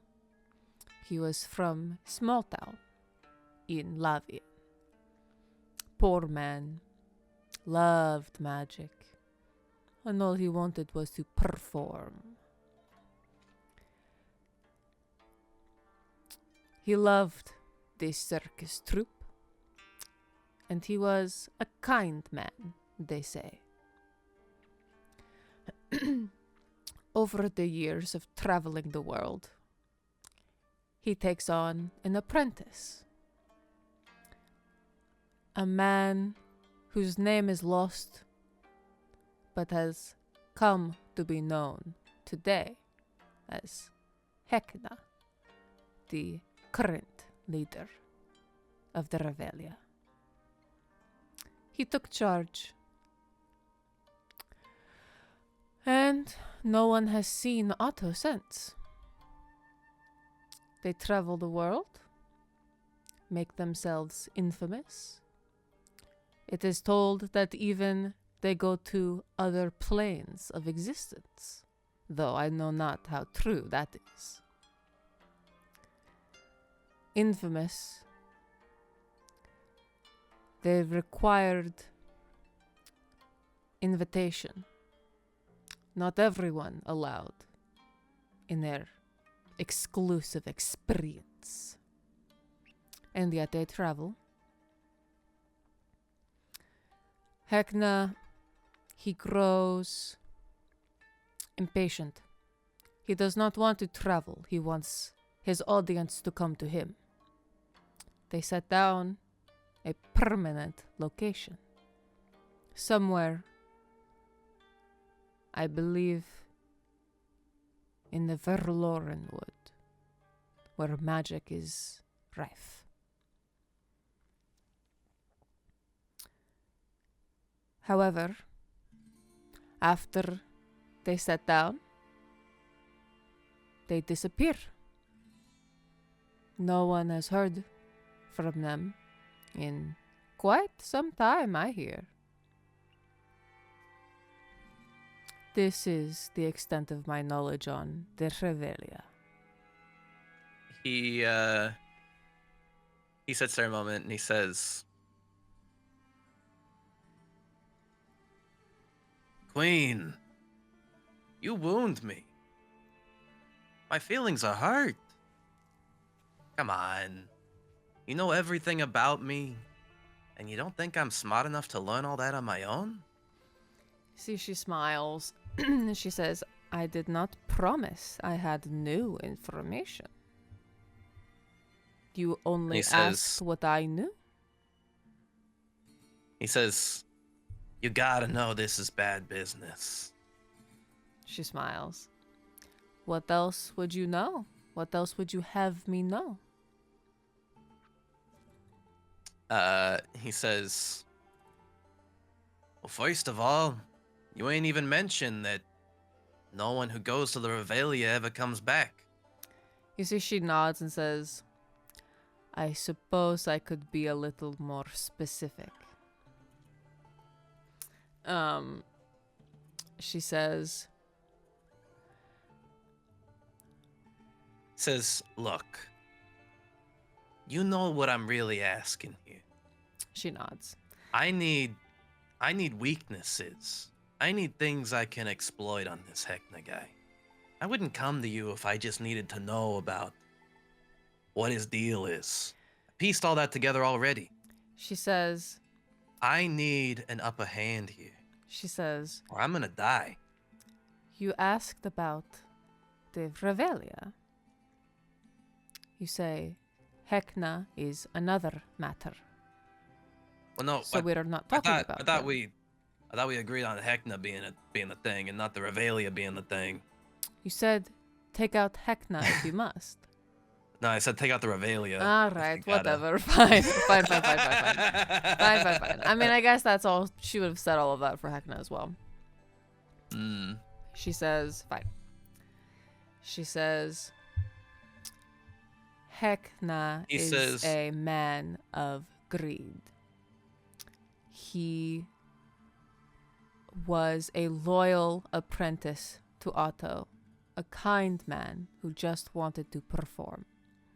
However, he got greedy. He wants power.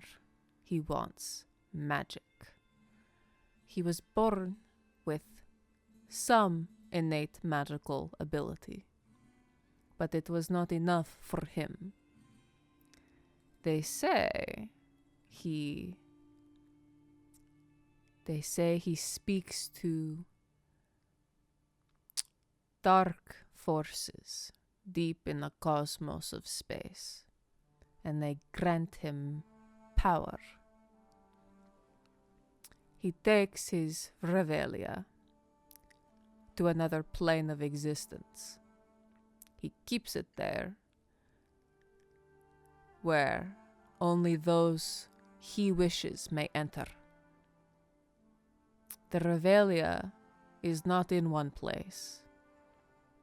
Perhaps it was, but no longer. It is many places now, It is wherever he wishes it to be. He is quite powerful, from what I hear. Certainly not one to be trifled with. If you have business with this man, I wish you luck, my friend. As for and he weaknesses, says- oh, there we go. as for weaknesses, I do not know him personally, but I hear his ego is something of import to him. Wounding someone's pride and their ego does not seem very hard for you. I find you will likely get under his skin sooner than he would like. If you are intending to go. If this is what I am to glean from your inquisition. He grins a little and he says, well, that there's music to my ears. Any other physical weaknesses you know about? Any connections he's got with people? Anything at all? He is only close with those he keeps in his carnival. I would imagine anyone of importance there is someone he keeps close. I remember a flyer mentioning someone named Arachne. And you see she smiles. An older flyer from the very beginnings of the Revelia. A kind review of the experience from a self-proclaimed master of ceremonies named Cicero. Someone I believed Hecna kept close. That is the extent. So both are close or just Cicero? You see, she kind of like weighs the information. She says, who's to say? Arachne is mentioned on the flyer. Cicero was mentioned previously, but no longer. This is do with this what you will.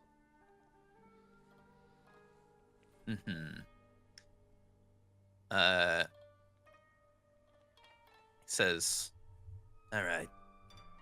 And nothing else you can think of about Hecna. Nothing else at all. I have told you what I know. And he says, any idea if he's still immortal? He said he was a man. He was once a man. But now is perhaps questionable. He turns to Dandelion and he says, well, if he can be turned into not a man, well, maybe he can be turned back. You see Dandelion, like, is really just nervously looking around the whole time. Like, it's like she doesn't know, like, where to look. Uh-huh. Oh, he's been, like, making direct eye contact with the queen this entire time. Well, she doesn't have eyes. Well, but no she's eyes, looking but, like, at you. where her eyes would be. Right. Yeah. You see the cats just are all still, like, looking at you. Mm-hmm. Like, all the little cats? Yeah.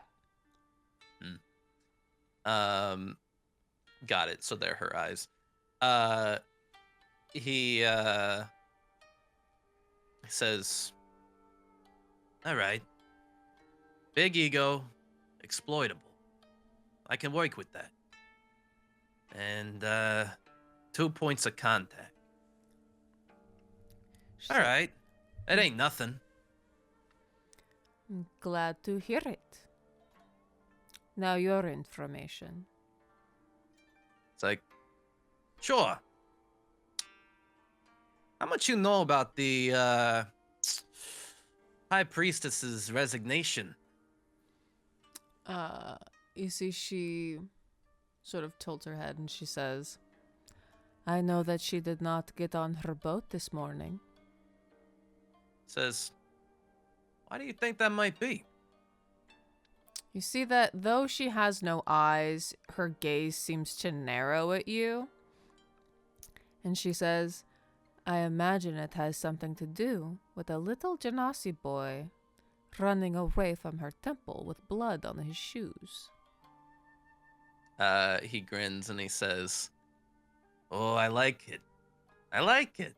So you weren't completely out of the know. You see Dandelion looks at you with a face that says, like, fucking what?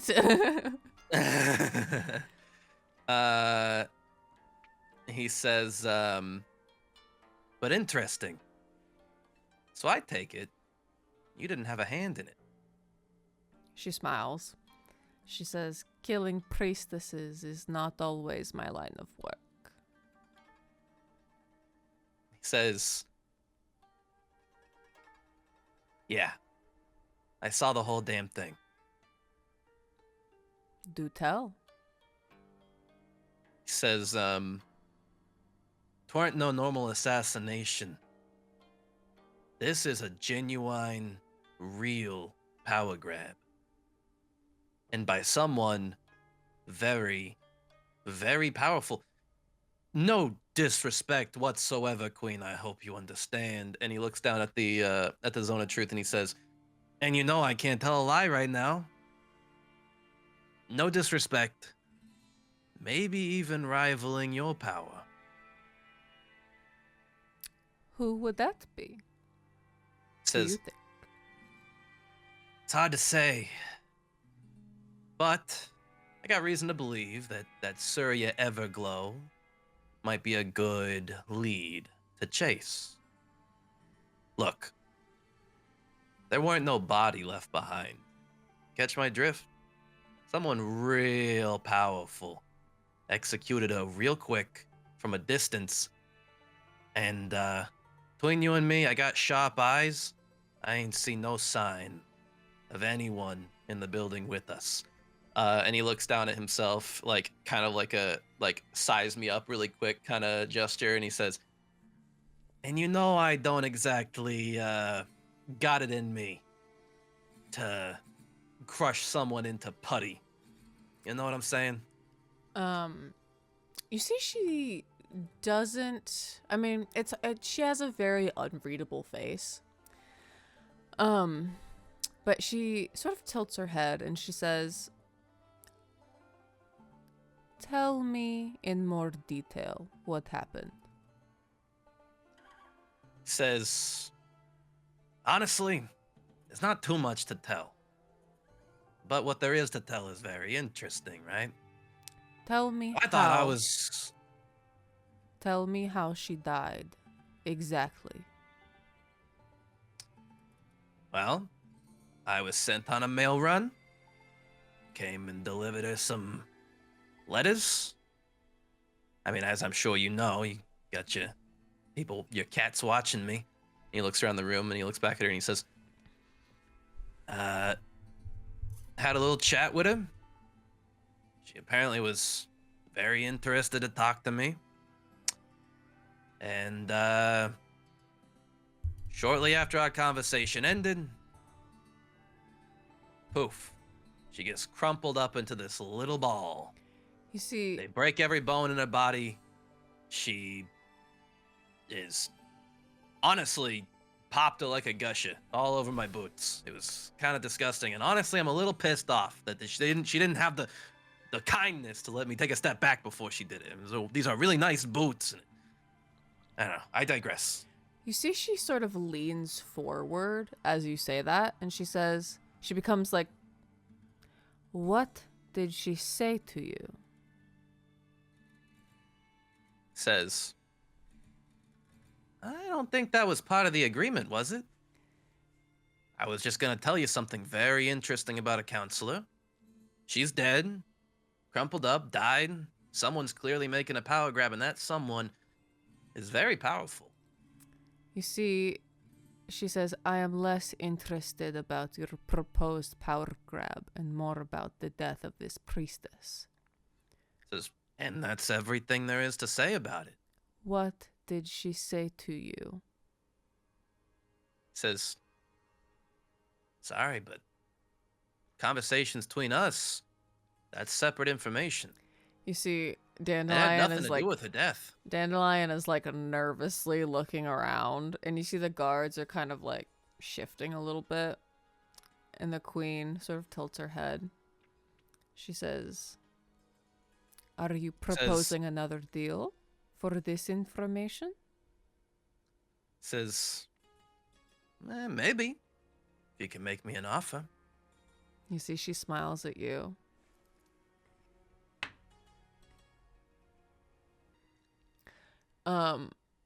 You see that... Oh yeah, what did you want me to roll? I forget about it. It's not important. Okay. You see her... You see when she says, like, are you proposing another deal? And you say, like, make me an offer. You see that a cat, one of the cats on a nearby shelf, like, sort of in front of you, looks down at your wrist. And you see a slight smile, and she says, tell me what the priestess said to you before she died, and I will tell you one thing about that bracelet that you are wearing.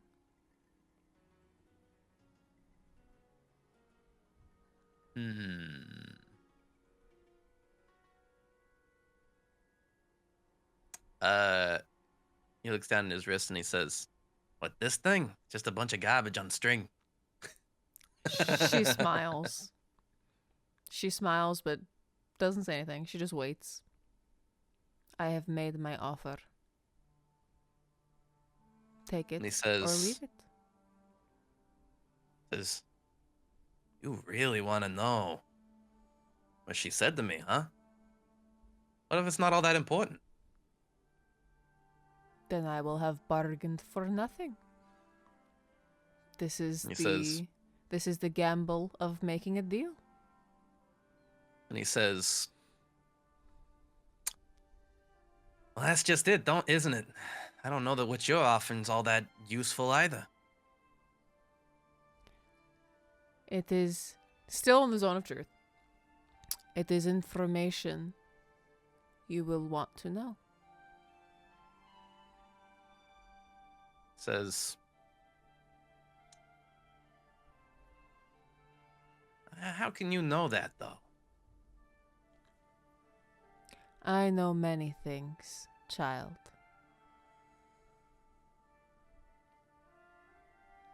You need not accept. Our transaction is done. You are free to walk out of here whenever you wish.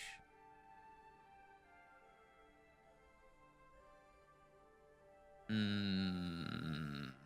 see Dandelion looks down at your wrist and is like, what the fuck is she talking about? I